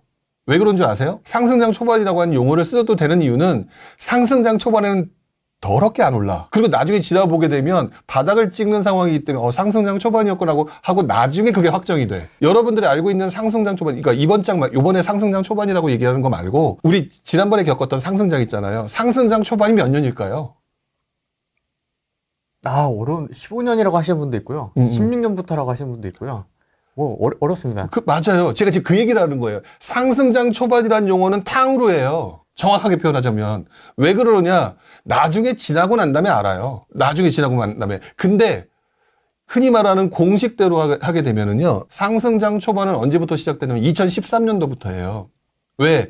2012년도까지, 그러니까 우리 그래프, 네. KB나 이런 거 그래프를 보게 되면 2012년도에 바닥을 찍어요. 2013년도에 상승이 시작이 돼요. 근데요, 2013년도와 14년도, 15년도에 상승이라고 말하는 인간들이 단 한 명도 없었어요. 웬만한 사람들은. 그러니까 전문가들 말고 일반인들이. 왜 그랬느냐? 올라가지 않는데 무슨 상승장이야. 근데 그래프로 보게 되면 상승장이 맞아요. 왜? 떨어지던 게 멈추고 조금이나마 반등을 하기 시작했던, 그리고 본격적으로 거기다가 불을 끼얹어뒀던 것들이 전세 가격 상승과 2014년 박근혜 정부가 들어와서 그때 빚내서 집 사라, 그 다음에 9.1 부동산 대책, 그 다음에 분양가 상한제 폐지, 이런 것들이 쌓여가면서 그것들이 본격화되면서 눈에 보이기 시작을 했거든요. 그러면서도 우리 뭐 갭투자도 있고 무슨 분양권도 있고 청약도 있잖아요. 2014년도, 15년도, 16년도, 17년도에는 다른 게 오른 게 아니라 유독 청약 시장만 달아올라요. 맞습니다. 그래서 일반인들은 청약 시장에 관심 없는 사람들은 상승장 초반이고 나발이고 아무도 몰랐어. 그러다가 상승장이라는 걸 인지한 건 여러분들이 2019년부터예요. 2018년에서 2019년 이때 생각보다 많이 오르네 이러면서. 그러면 상승장 초반이 도대체 언제일까요? 그래프상에서 말씀드릴 수 있는 상승장 초반일까요? 아니면은 한참 움직임이 시작된 2014년, 15년 이후일까요? 본격적으로 움직인 2019년도일까요? 이거는 결국 여러분들을 유혹하기 위한 용어를 어떻게 쓰냐의 문제예요. 상승장 초반이란 말에 넘어가지 말라고요. 상승장 초반이 중요한 게 아니라 여러분이 돈을 무엇을 통해서 벌 수 있냐가 중요한 거라는 거지. 그래서 지금 저는 상승장 초반이라고 다들 얘기하는데 왜 부정은 자꾸 이런 얘기를 할까라고 얘기하는데 저는 상승장 초반이란 말 하는 것 자체에서 아이고 의미 없다 라고 얘기하는 거예요. 왜? 상승장 초반에는 생각보다 여러분들이 인지할 때까지 천천히 올라서 2014년도부터 2014년도에 그래서 돈 많이 벌어서 은퇴했어요 라는 사람이 몇 명이나 있었을까요? 없었다고요. 이게 저 역시도 그때 진짜 여기다가 안테나 달고 엄청나게 눈여겨보던 때예요. 저도. 근데 그때도 저도 막 실수하고 그랬거든요. 왜? 전세 가격이 오르면 집값이 오른다지. 전세 가격은 60% 넘어섰지. 네. 사람들은 막 움직이고 있지. 근데 안 움직여요. 공급은 부족한데. 아, 이게 뭐지? 왜 안 움직이지? 미분양을 풀어줬어. 그 당시에 또 2012년도에. 미분양을 풀어서 제가 샀어. 나름대로 10년이 넘는 한 15년, 17년 이상 된 노하우를 가지고 들어갔어. 그때 삐끗해요. 그런 상황에서도. 그래서 그때 되게 많이 겸손해졌거든요. 그리고 본격적으로 제가 이거 상승이구나라고 느꼈던 거는 정부가 판을 만들어둔, 그 당시 박근혜 정부가 판을 만들어둔 2014년 9.1 부동산 대책이었단 말이에요. 즉 그래서 여러분들이 상승이라고 말하는 이 상승장 초기는요, 그래프상의 상승장 초기일 거예요. 그리고 생각보다 돈 많이 못 벌 거다라고 지금 얘기하는 거예요, 제가. 그러니까 오버하지 마라. 더 중요한 거는 파도를 누군가가 바람도 만들어주고 파도도 만들어줬을 때 거기에 올라타면 서핑이 재밌는 거죠. 그 상황에 올라타야 되는데 그 상황이 만들어지려면 조금 더 있어 보여요. 왜? 일단 지금 정부가 갑자기 집값이 오르니까 얘도 건드려야 되고, 지금 바닥으로 떨어진 지방도 건드려야 되고, 지금 정부가 산적한 것들을 해결해야 될 게 많기 때문에 우리가 원하는 상승장이라는 게 만들어지기가 쉽지가 않다라는 거예요. 그래서 그럼 불용님 너는 상승장 초반에 대해 동의합니까? 동의해요. 100% 동의해요. 근데 상승장 초반이라고 말하는 용도가 저는 목적이 조금 다르다고 봐요. 여러분들은 상승장 초반이라고 하는 거에 들어오면 돈을 벌겠지라는 생각으로 상승장 초반을 받아들이셨고요. 조금 극단적인 표현이지만 누군가는 그래서 내 강의도 들어봐. 그래서 이거를 하면은 돈을 벌 거야 라고 여러분들을 유혹하기 위해서 만들어낸 용어일 수도 있다는 거예요. 돈을 벌기 위한 용어와 마케팅 용어. 이렇게. 근데 여러분들은 내가 원하는 수준으로 그걸로만 받아들이는 거잖아요. 정신 차리라고 얘기를 하는 거죠, 제가. 상승장 초반이라고 하는 부분을 제가 경험해 봤지만, 그리고 나중에 시간이 지나서 제가 이제 2017년 그때 책 나오고 이때쯤 되면 어느 정도 앞단을 정리를 했단 말이에요. 상승장의 시작은 2013년이었는데 2013년, 14년, 15년, 16년 그 어떤 누구도 상승장 초반이라는 걸 아는 사람들이 많지가 않아요. 그때. 그리고 그때 투자했던 사람들이 돈을 많이 번 게 아니에요. 오히려. 그때는 또 전세가격 상승의 시기이기 때문에 갭 투자를 했던 사람들이 조금 돈을 좀 벌었던 시기인데, 갭 투자를 해서 돈을 벌었다고 해봤자 2천, 5천이었지 여러분들이 알고 있는 1억, 2억 이게 아니었다고. 그래서 돈을 버는 게 그다지 여러분들이 지금 가지고 있는 사고방식, 생각과는 상당히 많이 달랐던 시기다. 그래서 상승장 초반이라고 말하는 용어를 가지고 저도 동의는 하나, 그걸 가지고 여러분이 투자에 들어갈 만한 흔히 말하는 티핑 포인트? 그런 용어로 착각해서 받아들이지 말았으면 좋겠다. 이게 어떤 분이 올려주셨는데 제 마음하고 똑같습니다. 너무 혼란합니다, 지금. 누구는 상승장 초반이다. 이제 가야 된다. 가자. 지금 경기도 가서 물 들어오는데 앞에 가서 서 있어야 된다. 라고 얘기하시는 분도 있고, 지금 불용님처럼 말씀하시는 분도 있고. 그렇죠. 헷갈립니다, 지금. 근데 여기서 제가 조금 늦게 가도 좋다라고 얘기하는 가장 큰 이유가 뭔지 아세요? 뭐냐면 그 다음 장의 움직임이 예측이 되기 때문이에요. 근데 여러분들이 지금 두렵거나 힘든 이유는 뭐냐면 앞으로 무엇가 어떻게 될지 모르는 상황에서 지금 움직이고 있으니까 먼 미래에 그건 모르겠고 내가 그때 얻을 수 있는 기회가 있는지 없는지를 모르니까 지금 이 기회가 온 것 같을 때 잡고 싶은 본능 때문일 거예요. 근데 이미 저는 제 책에서 여러 번 얘기를 했거든요. 다음 장은요, 기본적으로 시장이 한번 꺾이고 나서 이 시장이 한번 뒤집어지는 시장, 개편되는 시장이 지금 시장이에요. 그래서 지금 혼란스러운 거거든요. 근데 지금 시장을 자세히 보시게 되면 상당히 많은 지역이 지금 무너져 있잖아요. 이 무너져 있는 지역들을 회복시켜야 되는 상황이 만들어지거든요. 네. 회복시키는 시장을 만들어질 때 제 책에서 제가 뭐라고 말씀드렸냐면, 이때 나타나는 대표적인 현상이 전세가격 상승과 이 전세가격 상승이 표면화되면서 나타나는 매매 수요로의 전환이에요. 전세 수요를. 지금 여러분 다 알고 계시거든요. 근데 내가 경험해 본 적이 없으니까 불안한 거예요. 그래서 제가 또는 다른 분들이 얘기하는데도 이것들을 직접 경험해 본 적이 없으니까 될까? 모르겠으니까 지금 상황에서 뭔가 투자해서 돈을 벌고 싶은 거거든요. 좀 빨리. 그런데 저는 보면서 와, 이건 완전 노골적인데?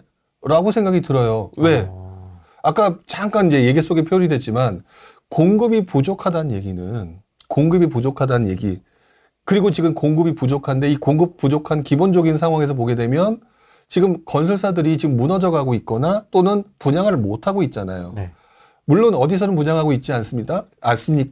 전체적으로 보게 되면 총량이 줄어들고 있단 말이죠. 이 상황이 만들어지게 되면 사람들은 무서워서 집을 못 사게 돼요. 그러면서 전세 가격이 올라가고, 전세 가격이 올라가는데 지금 이렇게 무너져 버리는 이 공급 구조의 붕괴는 그래서 지금 공급 부족, 그러니까 아파트 공급 부족의 붕괴거든요.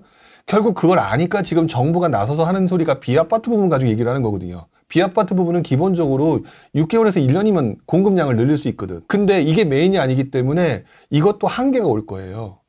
근데 지금 공급 부족이 비아파트 부분으로 몇 년간을 해결하려고 들겠죠. 근데 이게 해결이 안 되는 상황이 되면 정부가 그 다음에 했던 행동들은 두 가지예요. 다주택자들은 모르겠고, 네. 이제 많은 사람들이 이제 그때 좀 분위기가 좀 안 좋았을 테니까, 실수요자 니네 또 한 번 해줄 테니까 한번 살래? 라고 얘기하면서 유혹하는 그런 정책을 만들면서 다주택자들이 그렇게 원하는 대출 규제 완화부터 시작해서 각종 세금 규제 완화 같은 것들이 점점 풀려나가기 시작하거든요. 그리고 여기와 더불어서 임대사업자와 관련된 제도들이 계속해서 뭔가 새로 만들어질 거예요. 이게 지난 30년간 단 한 번도 변화되지 않았던 똑같은 패턴이에요. 뭐 맞네, 카드가. 많구나. 그런데 저도 10년 전에는 이것들을 보면서 이번에도 또 그럴까? 라는 생각을 했었겠죠. 저도 약간 불안한 부분이 있었는데, 네. 지금 정부는 결국 정부가 원하거나 정부가 하는 패턴은 딱 정해져 있단 말이죠. 시장이 복잡하거나 꼬이지 않게 만들어 간다. 근데 지금은 앞으로 꼬일 거는 공급 부족과 전세 가격 상승. 얘를 풀려면 결국 공급을 늘리거나 또는 공급을 늘리는 게 한계가 안 다르면 비아파트 부분을 풀어서 단기적으로 주사를 맞춰놓거나 그게 안 다면 다시 매매 수요 활성화거든요. 부동산 관련된 정책들만 복귀하셨어도 다 아는 내용이거든요. 단 한 번도 정부가 빠지지 않고 계속 해왔던 내용들. 그러면 지금 불안하고 그냥 잘 모르는 상태에서 규제가 들어올지 뭐 할지 모르는 상태에서 멋모르고 베팅하실래요? 방향성이 몇 년 후에 명쾌하게 있는 그거에 대해서 과거에 우리 선배들은 어떻게 투자했지? 과거에는 어떤 식으로 했지라고 하면서 조금 지금 투자하지 않더라도 그 전략과 전술을 세워가면서 확실한 100%의 수익을 만들어내는 거에 포커스를 맞추고 집중할 거냐? 저는 후자일 것 같거든요. 그러니까 저는 지금 마음이 편한 거예요. 그러니까 여러분들한테 이 얘기를 하는 거예요. 아이고, 너무 급해. 이렇게 될 텐데 뭐 이렇게들 설치나. 진짜 노인 양반 같은데요? 약간 그렇게 얘기를 하는 거죠. 자꾸 뉴스나 이런 데 보면 이 뭐 디포가 50억이네 뭐가 뭐 신고가를 찍었나 어쩐데 막 이러니까 막 지금 불행이 어떻게 2, 3년을 여기서 어떻게 더 기다리니까 지금 몸이 달아 죽겠는데. 그러니까 제발 좀 반포 같은 데 보지 말고요. 기본적으로 그 아파트 가격에 대해서는 그다지 신경 안 쓰셨으면 좋겠어요. 아파트 50억이요. 앞으로 2, 30년 후에는 서울에 있는 하급지도 50억이 될걸요? 그건 어차피 인플레이션 때문에 나타나는 현상이잖아요. 그래서 먼저 사는 게 좋긴 하죠. 근데 이왕이면 싸게 사는 게 맞는 거잖아요. 그리고 지금 이렇게 안달복달 하는 이유가 뭘까요? 그 안달복달을 왜 하는지 모르겠어요. 제 입장에서. 잔상, 과거의 잔상. 결국은 제가 볼 때는 힘드니까 빨리 은퇴해서 쉬고 싶다는 거거든요. 그게 굉장히 강할 거예요. 내 회사 생활 이렇게 힘든데, 요번에 보니까 동탄 요번에 300만 명이 들어왔는데 어떤 놈인지, 부럽다. 오늘 보니까 뭐 현대? 그런 기회들이 앞으로 계속 나올 거라고 저는 보여지고 있고, 근데 네. 그거에 대해서 지금 말도 안 되는 300만 분의 1? 그거에 얽매여서 이렇게 하기에는 지금 시장이 여러분들한테 그렇게 기회를 자주 주는 것도 아니고, 그러니까 좀 차분히 하시는 게, 그리고 이미 본인들이 나도 모르게 약간 도박 성향에 지금 파묻혀 있는 것 같아요. 차근차근, 가장 기본적으로 많이들 써보셨던 용어는 복리의 마법. 이렇게 얘기하잖아요. 네. 좋은 얘기다. 말들은 잘해. 근데 복리의 마법이 뭔지에 대해서는 아무도 몰라. 적게 먹어도 그게 시간이 손해 없이 꾸준히 가서 그거에 곱하기 배수로 가게 되면 어마어마한 수익이 된다라는 거거든요. 그러면 본인이 원하는 은퇴고 뭐고 다 그냥 알아서 해결이 되는 부분일 텐데 자꾸 리스크를 지려고 하죠. 지금은 리스크가 되게 큰 시기라고 보여져요. 그래서 제가 여기서 다시 한번 명확하게 얘기하지만 저는 하락을 얘기하거나 지금 굉장히 심각한 문제가 있다고 얘기하는 게 아니에요. 상승이에요. 상승인데 지금 현재 여러분들은 많은 사람들의 마케팅 용어와 마케팅적 용어와 그 다음에 여러분들의 조급함에 의해서 남들한테 돈을 벌어주는 시장 속에서 지금 헤매고 있는 중이다. 여러분들이 돈 벌 수 있는 거, 확실하게 돈 벌 수 있는 그거를 생각해 볼 때, 혼란스러워서 상승할 수도 있고 하락할 수도 있는 50대 50 시장 1년 안에 그 시장에 투자하시겠습니까? 2, 3년 안에 100% 수익을 극대화시킬 수 있는 시장에 투자하시겠습니까? 라고 하면 후자일 텐데 막상 지금 그것에 혼란스러움을 갖고 있지 않느냐라고 얘기를 하고 싶고요. 그래서 저는 여러분이 가능하면은 전세 가격 상승과 여기에 따른 매매 수요 활성화라고 하는 부분, 그 다음에 지방장이 너무너무 힘들어서 정부 입장에서는 이 시장을 조금 완화시켜주고 살려줘야만이 부동산 시장이 제대로 돌아갈 수밖에 없는 이 상황과 정부가 그렇게 할 수밖에 없음을 이용하는 똑똑한 투자자가 돼야 되는 게 맞다고 봐요. 그러면 2, 3년 후에 구체적인 어떤 정책이 나올지는 모르겠지만 지방 쪽에 좀 더 확률이 높을 수도 있겠네요. 그렇죠. 그 말 했으니까 갑자기 또 생각이 했는데, 제가 얼마 전에 나와서 아무런 기준과 모도 없이 지방 가라고 하는 사람들이 뭐냐 막 그러면서 제가 막 뭐라고 했죠. 한 적이 있었잖아요. 그랬더니 거기에 댓글과 저의 그 유튜브에서 이분은 지방 되게 부정적임 이렇게 표현을 하시더라고요. 그래서 그거 보면서 제가 속으로 무슨 생각을 했냐면, 이분은 공부한 적이 없음. 답글 다시죠 거기다가. 제가 말하는 거는 그거였었는데, 그러니까 이분은 투자에 대한 전략이 없는 거예요. 그냥 지금 오르냐 떨어지는데, 제가 지방을 가지 말라고 얘기했던 가장 큰 이유는 지금 지방장이 되게 많은 사람들한테 외면받고 있는 시장이잖아요. 그렇기 때문에 그 상황에서 단순히 공식에 의해서 갭이 70, 80이니까 들어가서 막연히 기다리면 언젠가 오를 거다라고 하는 천수답적인 투자 전략을 세우지 말라는 얘기거든요. 그게 아니라 지방이 여러 가지 문제로 인해서 시장에 안 좋은 영향을 주는 상황이 요즘 분위기가 이제 만들어지고 있잖아요. 그 건설사 문제부터 시작해서.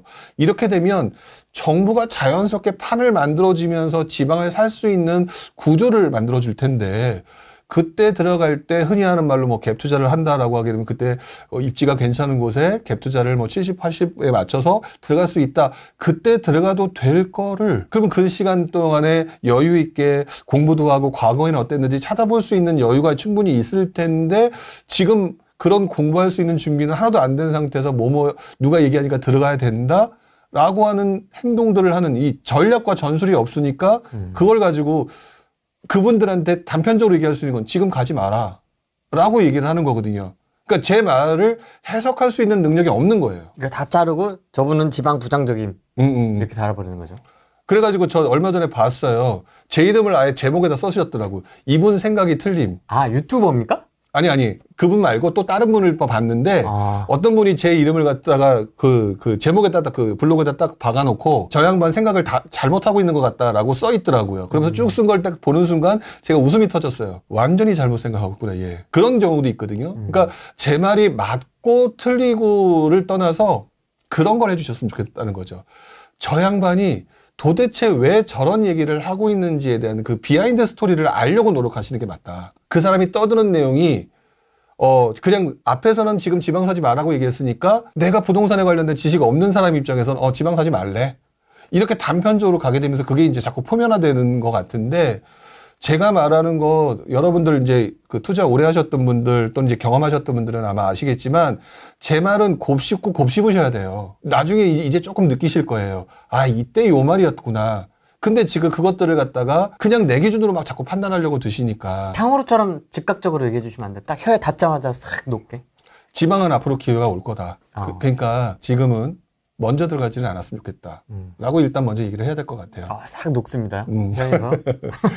작년에는 강남 상승 후 약조정. 올해는 마용성 상승 후 약조정. 내년은 삼급지 상승 후 약조정. 그럴 수도 있죠. 내후년은 외곽지 상승 후 약조정. 이렇게 계단식으로 조금씩 회복해 가지 않을까요? 그러니까 상승장에서도 상승과 하락이 반복되잖아요. 네. 그것처럼, 그리고 하락장에서도 상승과 하락이 반복돼요. 우리 하락장에서 말하던 지금도 올라가는 상황일 수도 있는 거니까. 네. 그러니까 어떻게 보면 그 말이 틀리지는 않다고 생각해요. 중요한 거는 그 내용을 근거로 해서 내가 전략적으로 어떤 투자 기술을 활용해서 돈을 벌까라는 고민을 좀 더 하시는 거는 맞을 것 같아요. 뭐 틀린 말은 아니니까 어차피 장기 우상향이라고 하는 내용 속에 그 말씀이 녹아 있는 것 같아요. 부릉님의 말씀은 상승장 초반은 맞으나 생각보다 긴 기간이고 수익이 많지 않으니 시간을 기다리고 지켜보면서 판이 만들어지길 기다려도 늦지 않다. 네, 물 들어올 때 노조라는 표현을 쓰는데, 정부가 액션도 보이지 않는데 물 들어온다라고 소리 지르는 양치기 소년들한테 속지 말라는 얘기죠. 저는 제가 투자를 하면서 느낀 거는 딱 하나예요. 모든 판은 정부가 만들어준다. 모든 판은. 모든 판은 정부가 만들어주고 그거에 대한 움직임은 전문가들이 만든다. 그 판이 만들어지고 난 다음에 전문가들이 고 했을 때 움직이는 판이 그렇게 엄청난 그 흔히 말하는 추세가 만들어지더라고요. 네. 근데 전문가들이 고라고 얘기하는 것들이 정부가 판을 만들었을 때만 고하는 게 아니라 아무 판도 없는데 고하는 경우도 많더라는 거죠. 그러면 이게 뭐 유튜브도 그렇고 요새는 이제 블로그 하시는 분들도 많고 얼굴 없는 인플루언서들 많지 않습니까? 그렇죠. 그다음에 뭐 요새는 인스타? 저희는 잘 안 하지 않습니까? 인스타인데 인스타로 또 이렇게 굉장히 잘 또 브랜딩 하시는 분들도 있고 그러니까 영향력 있는 분들이 굉장히 많아졌는데 목소리가 다 제각각이거든요. 지금 시장 상황에 대해서도 부룡님이 좀 많이 색다른 것 같고요. 좀 많이 좀 다르고 그다음에 한 8명 정도는 같은 얘기하고 있는 것 같고요. 한 7, 8명은. 그다음에 또 이제 또 다른 부류가 있고 약간 이런 식으로 좀 나눠져 있는데 어떻게 좀 콘텐츠를 소비하면 좋을까요? 되게 신기했던 게 저는 이제 어쨌든 유튜브나 뭐 그다음에 이제 요즘에는 블로그도 잘 안 하는 상황이었는데 어쨌든 이쪽을 하고 있잖아요. 이쪽을 하는 사람들이 이제 옛날 사람이 돼버렸더라고요. 그러면서 인스타 쪽으로 집중되는데 제가 인스타를 보면서 느끼는 감정은요. 가짜들이 너무 많다라고 느껴요. 가짜들이 너무 많다. 그리고 뭘 보고 가짜인지 진짜인지 내용을 보면 말이 안 되는 소리가 많다라는 거죠. 그러니까 뭐냐면 그분들이 말하는 논리가 인스타의 특성을 보게 되면 굉장히 빠르고 신속하게 넘어가잖아요. 그러다 보니까 굉장히 눈에 확 들어오는 것들을 만들다 보니까 공식화되어 있는 경우가 많아요. 근데 그 공식화되어 있는 내용들로 투자를 해서 돈을 버는 거라면 모든 사람이 부자가 됐어야 되는데 지금 그게 아닌 거거든요. 그리고 제가 보면서 느끼는 게 이분들이 전문가가 아니라 저는 이분들이 자기 개발자로 보여요. 뭐냐면 젊은 분들한테 요즘에 유행하는 그런 것들을 보게 되면 자기 개발을 통해서 사람들한테 브랜딩을 하고 그걸 통해서 수익을 창출하는 그런 거에 대해서 포커싱 되어 있는 강의나 이런 게 되게 많더라고요.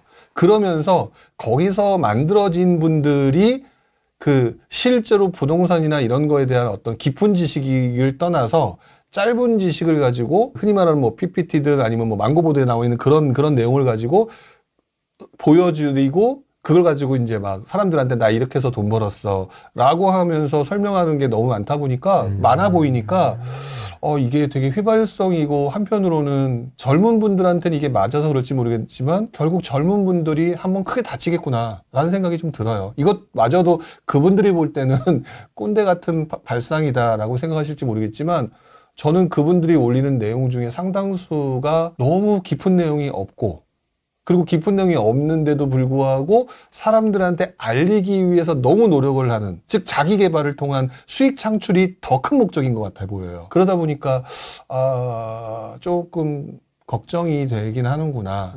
사실 이렇게 말하는 이 꼰대 세대에도 똑같은 상황이 있었어요. 있었기 때문에 뭐 어디서나 발생됐던 문제이면 틀림이 없지만 그것 치고는 이 문화가 이 SNS 문화가 더 활발해짐으로 인해서 그쪽 컨텐츠에 노출되는 사람들이 더 많아지니까 실수하는 사람이 좀 많아지긴 하겠구나. 이런 생각이 좀 들기는 해요. 그럼 옛날에는 어떤 식으로 그런 인플루언서들이 영향력을 행사했습니까? 옛날에? 옛날에요? 일단 기본적으로 90년대 후반에는 여러분들 뭐 이 얘기하면 또 옛날 사람이 될 텐데 텐인텐 카페. 텐인텐 카페를 통해서 그때도 텐인텐 카페를 통해서 보면 그때 전문가 칼럼니스트가 있고 그러면 전문가 칼럼니스트들이 있잖아요. 그럼 전문가 칼럼니스트들 말고 그 밑에 흔히 말하는 잔챙이들이 열심히 글을 올려요. 그때는 이제 카페나 그런 데서 열심히 글을 올려가지고 자기들을 어필하고 노출을 하죠. 똑같아요, SNS랑. 피드 올리듯이. 네. 피드가 훨씬 더 편한데 옛날에는 그걸 다 써야 되는 거였잖아요. 그렇게 해서 올려서 그 중에 개 중에 몇 사람이 사람들한테 노출이 되죠. 그러면 이제 그게 또 이제 전문가 칼럼이나 이런 데로 올라가면서 나름대로 또 카르텔 같은 게 형성이 되고 그러다가 너무 열심히 소개를 했는데 그 당시 저도 기억이 나는 게 2000년대 초반에 어마어마하게 유명했던 분들이 꽤 있었어요. 근데 그 이후에 이분들이 이상한 소리를 하네? 이건 아니지 않나? 이런 것들을 보면서 제가 그때 많이 느꼈죠. 전문가들이 다 전문가가 아니구나. 그리고 결국 그런 분들도 사라지기도 하고 또는 뭐 여러분들이 잘 알고 계신 지금까지 살아계신 뭐 그런 분들도 유지되는 분들도 계신 거고 이러면서 검증되는 과정이 있었는데 그 검증되면서 조금 알려지고 그다음에 또 이제 틀린 부분이나 이런 것들 때문에 뭐 없어지고 이런 것들이 만들어지면서 조금 근데 알다시피 그때부터 지금까지 있는 분들이 몇 분이나 있나요? 없잖아요. 네. 그렇다면 비슷하지 않을까요? 지금 떠들어대는 수많은 사람들 중에 상당수가 여러분들이 생각하는 것처럼이 아닐 수도 있다. 심지어 저도 그런 사람의 하나일 수도 있다라고 제가 항상 강조하잖아요. 그러니까 여러분들이 너무 불특정 다수한테 그러시면 안 되고 이 중에서 혹시라도 뭐랄까 젊은 분들이 지금 특히나 들어와 계시다면 네. 인스타 피드를 통해서 얻는 그 지식들은요 조금 더 탕후루에 가까운 것 같다는 생각이 들어요. 솔직히 너무 달아. 근데 이가 썩을 것 같아. 맛있잖아요. 근데 이는 썩잖아. 먹을 땐 맛있잖아요. 그렇죠. 지금같이 실소유자 중심으로도 상승 중인 상황에서 다주택자 규제 완화까지 가능할까요? 지금으로서는 상상이 안 갑니다. 당연히 상상이 안 가죠. 경험해 본 적 없으니까 상상이 안 가는 건데 그 전 단계에서 아무도 얘기를 안 하니까 그런 거라고 했잖아요. 그래서 제가 그 부분을 얘기하는 게 뭐냐면 네. 지금 실수요자들만으로 상승하고 있는 장이다라고 얘기를 하고 있죠. 실수요자로 상승하고 있는 동네가 어딘지를 생각해 보자고요. 좋은데요. 그렇죠. 네. 실수요자들이 움직이니까 이렇게 움직이고 있는 거잖아요. 핵심지. 핵심지만. 근데 지금 시장을 전체 놓고 보면 핵심지만 움직이고 있는 이 시장이 제대로 된 시장이냐 이거예요. 양극화잖아요. 네. 양극화. 완전 양극화. 양극화잖아요. 그러니까 결국 이 상황이 만들어지었기 때문에 정부가 이 양극화를 해결하기 위해서 서울과 수도권 부분에 대한 어떤 그 추가적인 진입 부분을 제한하고 나머지를 살리기 위해서 노력하는 현상들이 만들어진다라는 것들까지는 이해하셔야 된다는 거예요. 그걸 이해를 해본 적이 없으니까 지금 그게 상상이 안 갑니다라고 얘기하는 거고 저는 그거를 매번 볼 때마다 정부가 그렇게 행동을 하니까 예를 들어서 상승하고 있다가 지금 지방이 이렇게 되잖아요. 네. 그러니까 올라가고 있고 떨어지고 있잖아요. 그러면 정부는 이게 이렇게 돼야지 정상이란 말이에요. 그 얘는 누르고 얘는 올려줘야 되는 거예요. 근데 순서를 잘 생각해 보시면 이것도 경험이거든요. 얘부터 때리면 얘 떨어지면서 얘 떨어질까요? 안 떨어질까요? 지방 떨어지거든요. 네. 그렇죠. 그래서 지금 규제를 엄청나게 때릴 수가 없어요. 근데 똑같이 이렇게 돼 있는 상황에서 이걸 맞춰주려면 순서는요. 얘를 살리고 뒤늦게 얘를 때려버리면 돼요. 이렇게 되죠. 그러면 안정이죠. 근데 얘부터 때려버리면 떨어지면 얘는 더 떨어져요. 더 죽어요. 아니 서울도 죽었는데 지방 갈 수 있겠냐고요. 그렇기 때문에 지금 딱 보면은 지금은 서울을 규제할 것이다. 그러면서 저 다음번 수순이 사람들이 이제 그런 얘기가 나올 거라고 생각해요. 서울을 함부로 세게 막지 않을 거예요. 제가 볼 때는. 그러면 또 사람들이 이렇게 얘기하겠죠. 아우 정부는 떨어뜨릴 생각이 없네. 올려주겠네. 그리고 막 들어가겠죠. 그게 아니라 정부는 시장의 안정이 목적이기 때문에 얘부터 올려주는 단계를 먼저 하고 난 다음에 얘를 때릴 거다. 그러면서 안정화시키는 쪽으로 갈 가능성이 그동안의 사례로 보면 제일 높아 보인다. 이렇게 판단을 한다는 거죠. 경기도까지 현재 상승 흐름이 퍼진다고 보시는지 부령님의 생각이 궁금합니다. 뭐 아까 서울 외곽까지도 기사가 나왔던 걸 말씀드렸는데. 그러니까 제가 계속 얘기하는 거지만 그게 뭐가 중요할까요? 상승 흐름이 퍼진다 안 퍼진다가 중요한 게 지금 벌써 질문 자체가 네. 저는 이거라고 생각해요. 네가 말한 건 이제 알았고 그래서 어떻게 경기도로 올라가 떨어져. 제가 드리고 싶은 질문을 대신 해주셔서 감사합니다. 그러니까 뭐 이분한테 뭐라고 하는 얘기는 아니니까 오해하지 마세요. 그게 아니라 그거거든요. 근데 저는 지금 흐름은 정상적인 흐름이 아니다라고 얘기를 하는 거예요. 그리고 제가 계속 얘기하는 게 경기도로 넘어갈지 안 들어갈지가 아니라 제가 아까도 얘기했던 거 제가 포커스가 여러분들이 가지고 있는 포커스가 제 포커스가 틀린 거거든요. 저는 계속해서 뭐를 얘기하고 있냐면 전세 가격 상승과 거기에 따른 매매 수요 활성화라는 판이 만들어져야 된다는 얘기를 지금 몇 번째 강조하고 있어요. 근데 여러분들이 지금 그게 안 들려요. 왜? 아이 그건 모르겠고 지금 당장은 아니니까 지금 서울이 올랐는데 경기도 먼저 안 먼저 그게 그 전 단계에서 정부 규제가 나와서 이거 한번 살짝 건드릴 거로 보여진다. 이 얘기를 하고 있는 거고 그러니까 이 질문에 대한 답이 안 나오는 거죠. 경기도의 상승? 그거 왜 신경 써? 지금보다 더 좋은 판이 만들어질 그때 돈 벌어야 되는 그 시기는 좀 더 있을 것 같은데 이 얘기를 하는 거예요. 먼저 가서 있으라고 깃발 꽂으려고. 경기도 그렇죠. 저기 물 오는 것 같으면 이제 가서 깃발 꽂으려고. 이런 경우에는 저 이렇게 말씀을 드리고 싶어요. 경기도에 깃발을 꽂는다라고 얘기를 한다면 첫 번째는 경기도 어딘지가 되게 중요하겠죠. 그리고 경기도에 깃발을 꽂으면서 조금 길게 걸릴 수 있다라는 걸 인정하자. 그러니까 지금 많은 전문가들이 되게 지금이 상승장 초반이라면서 여러분들 조급하게 만들고 있는데 저는 오히려 여러분들이 조급한 기간이 아니라 2, 3년이라는 기간을 두고 준비를 해야 되는 게 맞다. 그러니까 투자를 했어서도 2, 3년을 기다려야 된다는 생각을 가지고 접근해야 된다는 입장이거든요. 경기도에 들어가시더라도 들어가시더라도 2, 3년을 더 견디고 있다가 뭐 전세 가격이 올라가서 더 많은 돈을 회수할 수 있다든지 또는 집값이 올라가서 더 많은 돈을 회수할 수 있다든지 이런 식으로 목적을 잡고 계신다면 지금 오르고 떨어지고는 그렇게 큰 문제는 없어 보여요. 오히려. 왜냐하면 더 큰 흐름은 앞으로 전세 가격 상승이거든요. 여러분이 그 전세 가격 상승장의 모습을 제대로 본 적이 없어요. 여러분들이 지금 경험한 거는 아마 2019년, 20년, 21년도에 막 전국을 돌아다니면서 갭 투자하면서 막 올라가면서 전세가격 올라가는 그 장만 보시고 그 시장을 기준으로 지금 전세가격 상승을 판단하고 계시죠. 제가 봤던 2009년에서 2015년도까지의 전세가격 상승장은요, 지금의 몇 배예요. 그 본 적이 없으니까 그게 상상이 안 되시는 거거든요. 그 전세가격 상승 시장은 여러분들로 하여금 갭 투자의 전성시대와 갭 투자 전문가들을 만들게 됐던 시장이에요. 한 사이클이라고요. 그 사이클이 올 수도 있겠다라고 얘기하는데 지금 막 규제도 나올 수도 있고 모두 복잡할 수 있는 이 시장에서 들어가라고 얘기하기에는 저는 라고 얘기하고 싶은 거죠. 어디 큰 학원에서는 서울 갭 투자 하라는데요. 서울 갭 투자요? 5억 때려 박으라고 하는데요. 완전히 쓸데없는 짓이죠. 그렇습니까? 잡아놓으라고 하는데요. 등기 치라고 하는데요. 그러니까 보세요. 그것도 미래를 경험해 본 적이 없어서 그런 거예요. 자, 예를 들어 그런 걸 한번 설명을 해보고 싶은 게 뭐냐면 지금 서울에 갭 투자를 하게 된다는 얘기는 아마도 5억에서 한 7, 8억 정도 들어갈 거예요. 기본적으로. 그쵸? 그러면 내 돈을 5억에서 7, 8억을 때려박는 거거든요. 맞습니다. 근데 그러면서 그것들을 보나마나 해소하기 위해서는 입지 좋은 데 가라고 할 거예요. 왜? 지난 10여 년간 입지가 좋은 데가 그렇게 오르는 걸 봤으니까. 제가 그 얘기를 보면서 무슨 생각을 했냐면 저분들은 그 이후 단계를 경험해 본 적이 없다라고 느낌이 오는 거예요. 왜? 지금 상황에서 가장 최선인 거를 하면 그게 엄청나게 수익이 될 것 같은 거죠. 그럼 한번 예를 들어볼게요. 아까 제가 전세 가격이 상승한다고 그랬죠.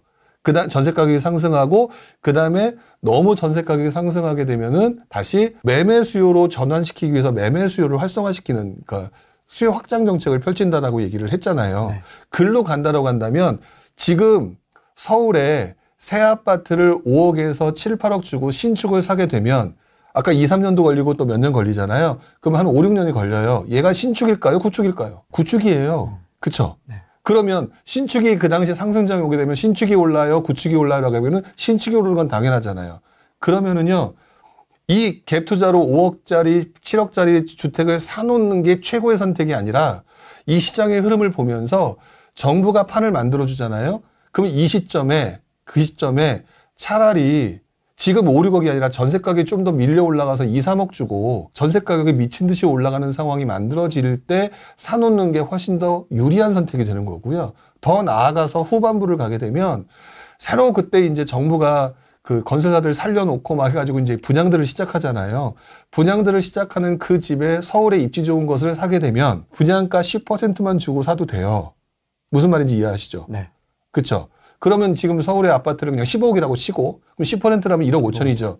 그러면 지금 5억에서 7, 8억 주고 들어가는 거와 2, 3년 후 또 3, 4년 후에 분양가 10%인 1억 5천만 주고 들어가는 거와 어느 게 유리하냔 말이에요. 또 그건 신축입니다, 또. 그쵸? 투자 경험이 없으니까 이딴 소리를 하는 거라고 제가 느낌이 온다는 거지.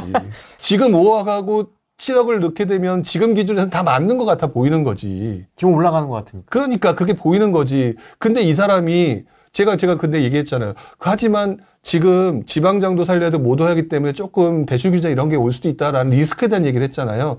그러면 투자를 했는데 안 오를 수도 있어. 그쵸? 안 오를 수도 있단 말이에요. 근데 전세 가격이나 이런 상승이 만들어짐으로 인해서 매매 수요가 활성화될 때쯤 되게 되면은 심지어 또 매매수를 활성화시키기 위해서 그때는 뭐 양도세나 취득세 이런 거 감면할 수도 있는 세상이거든요. 또 대출 규제나 또는 각종 다주택자 규제가 풀 수 있는 상황인데 서울에 있는 아파트를 그때 10억이라고 치고 계약금 1억 5천에 3년을 더 견딜 수 있는 시장이다 라고 하게 되면 지금 5억에서 7, 8억을 주고 들어간 시장과 여기서 들어간 거와 이때 한 거와 어느 게 이득이겠느냐. 그러니까 지금 투자 안 해도 되거든. 내가 볼 때는. 근데 지금 그렇게 투자를 하라고 그래. 그러니까 제가 볼 때는 이거는 시간을 대응하는 투자를 해야 되는데 시간을 갖다 그냥 막연하게 기다리는 투자를 하라고 한다? 말이 안 되는데? 이런 생각이 드는 거예요. 물론 서울에 입지 좋은 데 들어가라고 얘기했기 때문에 나중에 시간이 지나가게 되면 걔도 나중에는 뭐 신축이 올라가고 준신축 올라가고 구축이 올라가면 올라가겠죠. 그쵸? 올라가겠죠. 근데 그 전 단계에서 오랜 시간 동안 먼저 신축이 오를 때까지 오르지 못하는 그 기회비용은 어떻게 할 거냐. 첫 번째. 두 번째, 지금 전세 가격이 움직이게 되는 상황이 만들어진다면 지금 5억에서 7억을 들이는 게 아니라 2, 3억이면 들어갈 수 있는 기회비용을 또 한번 날리는 거잖아요. 그렇죠? 그 비용들을 어떻게 할 거냐라고 생각하게 되면 그렇게 무리하지 않아도 상황을 지켜보면서 변화되는 상황에 맞춰서 적은 돈으로 투자할 수 있는 포인트를 잡아라가 기본적인 투자의 방향성인데 지금 자꾸 현재 눈으로 보니까 지금 서울에 모든 과거부터 엄청나게 올랐지. 그러니까 자꾸 서울의 신축, 서울의 구축 중에서 입지가 좋은 것 이런 거 들어가라 하니까 5억에서 7, 8억 정도 돈을 들고 들어가는 거예요. 근데 그게 전 재산인 사람들. 그런 사람들한테 앞으로 기회를 더 크게 볼 수 있는 것들을 무시한 채 그거를 하라고 얘기하는 게 저는 이게 맞는 설명일까? 이런 생각이 들어요. 설령 맞더라 하더라도 베스트는 아니네요, 그러면. 그렇죠. 네, 설령 맞다 하더라도. 그분들한테 틀린 설명을 한 건 아니에요. 그러니까 제가 막 욕할 수는 없어. 왜? 나중에 길게 놓고 보게 되면, 뭐 서울에 그렇게 투자했다 하면 오르긴 하겠지. 맞아, 그것도. 맞아. 근데 여러분들의 속마음이 뭐예요? 짧은 시간에 되게 큰 수익을 볼 수 있는 거를 원하시는 거잖아요. 그렇죠? 네. 그런데 지금 투자를 그렇게 해버리게 되면 앞으로 닥칠 수 있는 새로운 기회, 반복되는 사이클 속에서 나타나는 그런 어떤 기회, 이런 기회들을 놓쳐버리는 그런 기회비용의 상실 부분이 발생하는데 지금 너무 조급함 때문에 다들 놓치고 있는 것 같다라고 생각이 들어요. 대중들의 행동이 천편일률적인 것 같아요. 첫 번째는 동조 현상이 심하고요. 지금도 동조 현상이라고 생각하거든요. 왜? 작년, 재작년에 그렇게 집값이 개판 오근절일 때는 안 사다가 왜 갑자기 날릴까요? 투자는 이미 알고 계시는 용어잖아요. 싸게 사서 비싸게 파는 게 투자다. 네. 알고 있죠. 네. 근데 작년, 재작년 왜 안 샀어요? 더 떨어질 것 같아서. 손해볼까 봐 안 샀거든요. 결국 여기서 맴돌아요, 사람들은요. 첫 번째, 사람들은 손실 회피 현상들이 있어요. 그래서 안 사요. 그리고 동조 현상이 있어서 오르면 그때 뒤늦게 쫓아 들어가요. 그리고 두 번째, 사람들은 자꾸 옆에 있는 사람과 비교를 해요. 그래서 후랭이랑 나이대는 같은데 얘는 돈 벌었는데 나는 돈 못 벌었어? 그럼 나도 사야 돼. 약간 이러면서 비교 우위를 좀 찾으려고 하는 사람들의 속성들이 있는 것 같아요. 이렇게 사람들이 반복되는 현상들이 있거든요. 이제 이 현상들을 보게 되면 이거를 거꾸로 해야 되겠구나라는 생각을 계속 하게 되는 거예요. 그래서 지금 여러분들이 막 지금 몰려가잖아요. 몰려가는데 이 몰려가는 이 상황에서 정부가 제가 이제 제 유튜브에서도 그랬는데 그랬거든요.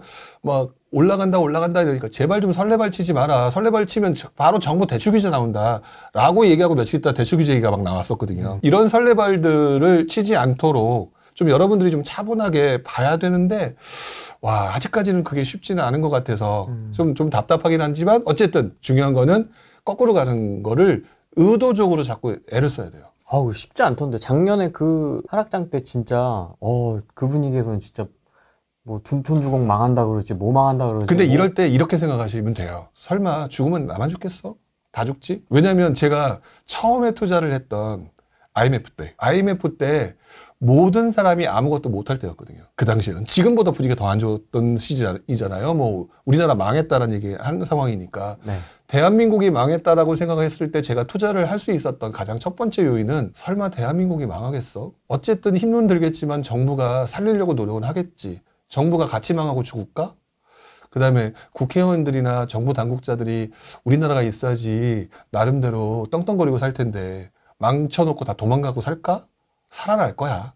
약간 긍정적인 요소가 있었거든요. 뭐 우리 맨날 보면 대한민국은 강합니다 라고 얘기하잖아요. 대한민국이라고 한 나라가 그렇게 쉽게 망할 거라고 생각하지 않으면 오히려 떨어졌을 때 살 수 있는 기회가 만들어지는 것 같아요. 그래서 저는 그때 진짜 좋았었어요. 첫 번째부터 저는 그 경험이었거든요. IMF 때. 네. IMF 때 상공이었으니까. IMF 때 그 경험이 금융위기 때 저를 만들어준 거거든요. 그 중간에 약간 시행착오는 있었지만 금융위기 때 남들 또 그때 미국도 무너졌는데 라고 생각했잖아요. 우리나라가 가만히 있겠냐. 미국이 기침하면 우리나라는 뭐 병들어서 누워버린다는데 아무도 안 살 때 지금이 기회일 수밖에 없다. 마찬가지거든요. 지금도 사실 작년 재작년에 그렇게 떨어졌을 때 문제는요. 그 전에 연끌했던 사람들이 그때 무너진 거잖아요. 많은 사람들이. 근데 그때 뭐 몇 억씩 그때 30% 40% 떨어졌다. 그때 싸게 샀던 사람이 지금 승자가 됐잖아요. 왜 자꾸 그걸 복귀 안 하냐고요. 그게 이제 본능을 자꾸 거스르려고 노력을 해야 되는 거고. 그러면 지금의 현상들은 여러분들은 또다시 동조 효과를 보이고 있는 중인데 동조 효과를 따라가서 추격 매수를 하는 사람 쳐놓고 돈을 잘 번 사람들은 없다. 단기적으로 잘 번 사람들은 없으나 결국 돈 관리 못 하더라. 벌었어도 나중에 잃더라. 라고 생각이 들어요, 저는. 실제로 제가 2009년도에 시장이 다시 한번 꺾였단 말이에요. 꺾이고 그다음부터 이제 올라갈 텐데 다음번 시장이 올 텐데 정말 지겨웠어요. 그래서 잠깐 실수를 해가지고 미분양을 잡은 적도 있어요. 제가 여기선가 어딘가에서도 제가 실패 사례로도 설명을 드렸었는데 그런 조급함 때문에 몇 번 그 짓을 하고 나니까 네. 야, 판이 만들어지고 난 다음에 선도 투자자가 아니라 조금 눈치 빠른 놈처럼 뒤에만 붙어서 들어가도 돈을 크게 벌 수 있는 거였구나. 조급할 이유가 없겠구나라고 하는 거를 다시 한번 확실하게 느끼게 됐던 것 같아요. 그러니까 여러분들이 지금 조급함이라고 하는 부분은 너무 좀 빨라요. 그렇기 때문에 계속해서 말씀드리는 전세 가격 상승과 매매 수요의 활성화라고 하는 새로운 판, 그리고 그것보다 먼저 올지 나중에 올지 모르겠지만 서울은 올라가고 있는데 지방장이 죽음으로 인해서 발생되는 건설사의 문제점과 공급 부족의 강화, 이 부분을 해결하기 위한 정부의 각종 대책들을 이용해서 뭐 지방을 들어갈 수도 있는 거니까 이런 방식의 투자 패턴들을 지금 준비하면서 나라면 어떻게 해야 될까라고 하는 부분들을 계속 고민해야 되는 시기인데 여러분들의 지금 딱 단맛, 입맛에 맞게 지금 서울이 올라가 그러니까 가? 이러고 있다라는 거, 제 말이 틀려서 진짜 서울이 올라갈 수 있죠. 그건 제가 항상 말씀드리게 저도 틀릴 수 있다라고 얘기하는 게 저도 사람이기 때문에 인정을 하겠지만 그래도 제가 이렇게 자신 있게 말씀을 드리는 이유는 그래도 큰 돈을 버는 방법은 쫓아다 들어가는 투격 매수가 아니다. 항상 시장에 변화되는 시점에 그 포인트를 잡는 게 더 큰 수익을 낸다. 이거만큼은 변함이 없기 때문에 계속 이걸 강조하는 거예요. 경험이 많은 사람들은 다 공통적인 얘기를 하시네요. 그때 왜 저희 캠핑장에서 잠깐 그 식사할 때도 강경원 대표님 없는 분 얘기해서 좀 죄송하긴 한데 두 분의 공통점이 저한테 이제 해주셨던 조언이 그거지 않습니까? 침착하게 캄다운하고 시장을 좀 냉정하게 지켜볼 필요가 있다. 지금 흥분하고 지금 막 뛰어드는 때가 아니다. 함부로 까불 때가 아니다. 그렇게 얘기하셨던 게 아직도 기억이 나는데. 그러니까 강용훈 대표님 없는데 이 얘기가 나왔는데 네. 강 대표님하고 저하고의 가장 비슷한 점은 직접 그 시장의 무서움을 경험해봤다는 거예요. 캄다운을 할 수밖에 없는 그 시장의 고통과 그것들로 인해서 그 피말름, 그것 때문에 무너지는 수많은 주변의 전사자들, 이런 것들을 봤기 때문에 그런 것들을 또 겪고 싶지 않은 거거든요. 그러니까 그것들을 보면서 항상 조심스럽게 얘기를 하는 건데 여러분들은 내가 원하는 거는 그런 얘기를 듣고 싶은 게 아니다 보니까 이 사람들의 이런 얘기를 하는 사람들의 얘기가 잘 안 와닿는 거라고 저도 생각해요. 뭐 저라고 옛날에 안 그랬겠어요. 저도 이런 식으로 얘기하게 되면 아우 답답해. 씨, 어쩌라고. 뭐 사람인 거야 말라는 거야. 저도 똑같이 그랬는데 바뀌더라고요. 캄다운이라는 게 엄청나게 중요한 거구나. 근데 지금 많은 분들이 집값이 올라가는 것 같으니까 그런데 지금 뭐 그러면서 지금 보면서 제일 재밌는 것 중에 하나가 지금 뭐 거래량이 뭐 6천 건을 넘어섰다. 네, 7천 건에 7천 건을 육박한다. 그러면서 막 얘기하는데 되게 웃겨요. 그 2000년도 그 아마 2007, 8년도부터 아마 거래량이 나올 거예요. 그거 다 까놓고 한번 보세요. 지금이 얼마나 낮은 수준인가. 그러니까 지금 사람들이 얼마나 언론 플레이에 노란하고 있느냐도 정확히 느껴지는 게 뭐냐면 언론에서 말하는 6, 7천 건 대단한 숫자다라고 얘기하는 게 직전에 올 초에 최악인 상황을 놓고 그 기준점을 잡고 하기 때문에 엄청나게 오른 거거든요. 근데 이 거래량이 모든 것이 등록되어 있는 서울 부동산 그 광장 이런 데 나와 있는 거야. 아마 2008년? 2007년 아마 이때부터 있을 텐데 이거 다 다운받아서 놓고 비교해 보세요. 지금이 어떤 상황인가. 그냥 서울의 평균 거래량 수준 정도밖에 안 돼요. 하지만 추세가 중요하다 이러잖아요. 추세. 그렇죠. 증가하고 있다. 그 추세는 주식에서 얘기하죠. 그 추세는 어떤 그 돌파 시점을 돌파했을 때예요. 그 구간 바운더리 내에서 지금 움직이고 있다고. 이 안에 있구나. 안에서 움직이고 있고, 두 번째로는 그게 이제 제 경험이겠지만 이때 정부는 대출 규제라고 하는 강력한 정책을 가지고 있다. 그리고 이게 계속 오르락 내리락 하는 것들이 반복되고 있는 거거든요. 그러니까 지금 올라가는 추세다라고 보기에는 너무 짧아요. 너무 짧아 보여요. 그래서 정부 정책이 하나가 더 나와서 뭐 대출 규제라든 이런 거 나왔는데 그럼에도 미쳤다? 그러면 한 번쯤 저도 제 생각을 좀 접고 고려해 보겠어요. 그때는. 근데 제 생각을 지금도 접지 않는 가장 큰 이유는 규제가 나오는데 추세가 여전히 이어지고 있다? 그러면 대출 규제를 더 강하게 할 가능성이 높다. 기절할 때까지 때리겠다. 한 번 더 때릴 것 같다. 왜? 일단 지방장부터 살려야 되는 게 지금 현재 정부의 입장일 것 같다. 라고 보니까 그래요. 무주택자는 사유 말 거고요. 1주택자는 지금 갈아타기 놓쳤는데 어떻게 해야 될까요? 다주택자는 뭐 투자 어디 해야 될까요? 뭐 이럴 것 같아요. 네. 세 가지로 나눠서 좀. 무주택자는 네. 사실 가장 실력이 떨어지죠. 냉정하게 말하면. 그래서 이분들이 가장 좋은 방법은 그냥 아무 때나 사는 거예요. 왜냐하면 이분은 아무 때나 사도 자기가 감당할 수 있는 수준에서 할 거거든요. 그래서 시장이 안 좋더라도 견딜 수 있고 올라가게 되면 땡큐고 이렇기 때문에 이분들은 하등의 문제가 없다고 봐요. 보수적으로 할 거니까. 네, 보수적으로 갈 수밖에 없는 거고 그래서 무주택자 부분들은 뭐 사실 제가 언제나 사라고 했었던 입장이기 때문에 그리고 경험이 필요하니까. 근데 1주택자 같은 경우는요. 네. 갈아타기 전략으로 가야 되는 건 맞죠. 그쵸? 근데 한 가지를 놓치셨어요. 어떤 거? 갈아타기를 할 때는 추격 매수로 갈아타기 하는 게 아니에요. 기본적으로 좋은 상급지를 싸게 살 수 있는 방법이 무언가에 대한 고민이 먼저 들어가야 돼요. 예를 들어서 내가 지금 뭐 마포에 살고 있는데 네. 뭐 성동구라든지 강남에 들어가고 싶다. 뭐 강남이라고 표현을 하죠. 강남에 들어가고 싶다. 그러면 마포에 살면서 강남이 미친 듯이 올라갈 때 들어가는 게 아니라 강남이 여러 가지 이유로 굉장히 주춤할 때 근데 그때 잘 못 산다고 그랬잖아요. 본능을 거스르면서 들어가는 게 맞아요. 그게 제일 유리한 방법이고. 그래서 지금 현재는 많이 오르고 있는 중이기 때문에 지금은 좀 애매하다라고 봐요. 그리고 항상 올라가지 않고 또 상황에 따라서 주춤하거나 또는 어떤 분이 개인적인 사정에 대해서 급매로 내놓는 상황들이 계속 발생할 거기 때문에 그런 물건들을 계속 관찰하다가 그 물건들을 갈아타게 하시는 게 맞는 것 같아요. 그리고 다주택자분들은 노세요. 제발 좀. 라고 얘기를 드리고 싶어요. 다른 걸 해라. 다주택자분들 중에서 지금 진짜 오래된 다주택자들은 알아서 놀아요. 맞습니다. 네. 여러분들 잘 모르시겠지만 이분들은 그냥 임장 다니면서 맛집 다니고요. 아니면 이번에는 임장 가긴 좀 그러니까 좀 쉬자 하고 좀 여유가 있어요. 근데 어설픈 다주택자들이 지금 미치는 거거든요. 근데 다주택자들이 움직이는 판은 기본적으로 정부가 판을 다주택자한테 만들어줘야 되는 상황이 가장 기본이거든요. 여러분들이 알고 있는 그 다주택자들의 판을 과거 한 15년? 네. 요때부터 한번 얘기를 해보면 2008년부터 9년까지 다주택자들이 집을 살 수 있도록 만들어준 게 지방판이에요. 지방시장이에요. 그리고 2014년도, 15년도 요때 만들어준 게 서울에 살 수 있도록 다주택자들의 판을 만들어줬고요. 그리고 난 다음에 2019년도에 부산 조정지역 해제라고 하는 판을 만들어주면서 지방장으로 다시 몰려갈 수 있게 만들어줬던 판이 또 다른 판이었다고 볼 수 있거든요. 즉 다주택자분들은요. 세상을 자꾸 여러분들 기준으로 보지 않으셨으면 좋겠어요. 다주택자라는 판은 정부가 만들어줘요. 그렇기 때문에 다주택자들을 위해서 뭔가 판이 만들어지는 데까지는 여러분들이 내 물건들을 팔기도 하고 또는 그냥 쉬기도 하고 이렇게 가다가 판이 만들어졌을 때 통장에 돈이 있어야지 그때 움직일 수 있는 거거든요. 근데 괜히 헛짓거리 한답시고 막 미리 먼저 움직이게 되면 통장에 돈이 없으실 거예요.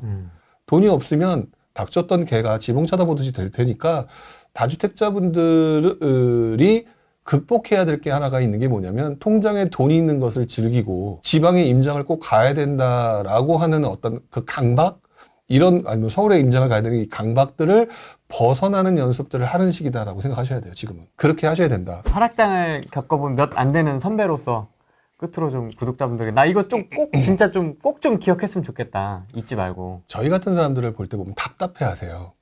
너무 보수적이야. 뭐 이런 느낌으로. 근데요. 너무 보수적이야 라고 되어 있는 사람들이 왜 그렇게 됐을까를 생각을 해보시는 게 맞다라는 거죠. 그러니까 그게 뭐냐면 내 입맛에 맞는 사람을 찾고 있는 거거든요. 근데 여러분의 입맛은 탕후루라니까요. 여러분의 입맛은 단짠이에요. 근데 돈 버는 사람들을 자세히 보시게 되면 아무것도 아닌 그냥 되게 슴슴하고 뭐하는 건데 평양냉면 같은 거예요. 맞아. 이게 무슨 맛이지? 약간. 네, 그런 느낌이어야 되거든요. 근데 여러분들한테 원하는, 그러니까 시장에서 돈을 버는 것들이 저도 역시 단짠을 좋아했던 사람이지만 네. 단짠이 건강에 좋지 않고 나의 투자에 도움이 되지 않는다는 걸 알게 된 사람들이기 때문에 보수적으로 바뀐 거거든요. 네. 근데 나이도 있고 경험도 많다라는데 되게 강력하게 얘기하는 애들 있잖아요. 걔네들 야바이꾼이에요. 진짜 많아요. 지난장에 예전에 한번 이제 우리 개인적으로 제가 한번 얘기한 유튜버 중에 네. 지난장에 굉장히 막 단짠장짠으로 해서 유명했다가 가라앉았는데 이번에 유튜브 때문에 살아나신 분들이 몇 명이 있어요. 네, 네. 그런 분들이 있거든요. 네. 그 단짠단짠에 속지는 않았으면 좋겠다. 먹는 건 단짠단짠 먹으세요. 괜찮아요. 근데 부동산은 단짠단짠을 하더라도 슴슴한 것에 대한 어떤 기본적인 그런 것들은 잊지 않으셨으면 좋겠다. 그리고 저희 같은 사람들이 도움이 안 될 수도 있겠는데 어떤 특정 시점에는 분명히 도움이 되니까 그분들이 하는 얘기를 한번 곱씹어 볼 필요는 있었으면 좋겠다 라는 얘기를 좀 드리고 싶고요. 네. 그 다음에 생각보다 이 시장이 여러분들의 입맛에 맞지 않은 구간이 길어요. 진짜 그런 것 같아요. 진짜. 그래서 우리 그러잖아요. 계획대로 된 적 있어? 여러분들 솔직하게 계획대로 된 적 별로 없으시죠? 특히 투자는 아예 안 되던데요? 계획대로 안 돼요. 그렇기 때문에 내 계획이 먼저 앞서게 되면 본인은 투자자로서 밀려요. 시장이 예를 들어서 전세 가격이 안 오르는데 갭 투자로도 성공하겠습니다 라고 해서 갭 투자만 주구장창 해봐요. 전세 가격이 안 오르고 집값이 안 오르는데 어떻게 갭 투자로 성공할 수 있겠어요? 맞습니다. 결국 나를 시장에 맞춰야 되는 거거든요. 그러려면 시장에서 오래된 사람들이 무슨 소리를 공통적으로 하는지를 들어볼 필요가 있다. 자꾸 돈 버는 그 자체만 집중하지 말고 그러다 보면 돈 벌리는 게 보일 거다. 맨날 보는데 기준이 명확해서 돈 벌리는 게 보이면 얼마나 행복한지 아세요? 그런 게 돼야죠. 계속해서 누구한테 돈 내고 이 사람한테 컨설팅 받고 이러고 사실 거냐고요. 부령님이 나오시면 생각할 거를 참 많이 주세요. 제가요? 네, 생각할 거, 고민할 거, 내가 앞으로 어떻게 방향을 잡아 나가야 될까 이런 것들에 대해서 좀 더 고민을 많이 하게 되는 것 같아요. 그러니까 생각할 거리를 만들어낸다는 그 단어가 저한테 되게 감사한 단어인 게 제가 그래서 실력이 늘었던 것 같아요. 저도 없는 사람이 돈을 벌기 위해서 온갖 궁리를 하잖아요. 돈을 벌려고 온갖 궁리를 하는 과정에서 찾던 것들이 이제 저도 이렇게 모르게 나오는 것 같고 그런 것들이 여러분들한테도 분명히 도움이 될 거다라고 저는 확신을 해요. 그럼 생각들은 이렇게 운전하면서 하세요? 그런 어떤 투자에 대한 어떤 그런 꼬리에 꼬리를 무는 그런 생각들 있지 않습니까? 그냥 사색. 그냥 평상시에 계속 하는 거죠. 뭐 운전할 때 한다든지 뭐 아니면 어디 가서 편안하게 누우면 생각한다. 그냥 평상시에 부동산 생각이 좀 더 많은 것 같아요. 어떤 분들은 어떤 특정 환경을 만들어 놓고 생각하시는 분들도 있고 어떤 분들은 독서에서 좀 그 답을 찾는 분들도 있고 전 얘기를 하면서 많이 팁을 얻어요. 대화를 나누면서. 그러니까 책을 읽으면서 하기도 하지만 그러니까 결국 그런 환경을 어떻게 만드냐의 문제인 것 같아요. 그러다가 또는 이제 막 혼자 가만히 앉아 있으면 자꾸 딴 생각이 나서 전 잘 그렇게 못해요. 근데 대화를 하다가 막 그렇지. 내가 생각하지 않은 다른 분의 이 사람의 의도, 이 사람의 생각, 그걸 이렇게 하면 할 수도 있겠다. 이러면서 조금 배우는 것 같아요. 지금 임장 다니세요. 좀 시원해지면. 그리고 가장 먼저는 맛집부터 먼저 가시고. 그렇게 하시면서 좀 편안하게. 그동안은 임장 다니면서 계속 뭐 몇만 보를 걸었네. 아마 이러면서 다니셨을 텐데. 4만 보. 네? 하루에 4만 보. 4만 보요? 네. 그러면 돈 벌기 전에 죽어요. 그렇게까지 안 해도 돼요. 4만 보를 걸어야 된다고. 앞마당을 이렇게 만들어야 된다고. 반보 갔다 막 어디 갔다 막 이런다고. 그렇게 안 해도 시기만 잘 맞으면 돈 버는 세상이니까 너무 그렇게까지 하실 필요는 없고요. 자기 몸 챙겨가면서 하시는 게 제일 좋아요. 알겠습니다. 오늘 부령님 말씀 잘 숙지하면서 또 다음 하반기 시장 또 어떻게 변할지 한번 기다려보도록 하겠습니다. 네, 알겠습니다. 오늘은 여기까지 하겠습니다. 고맙습니다. 안녕. 안녕 한번 해주세요. 안녕. 나중에 또 뵙겠습니다.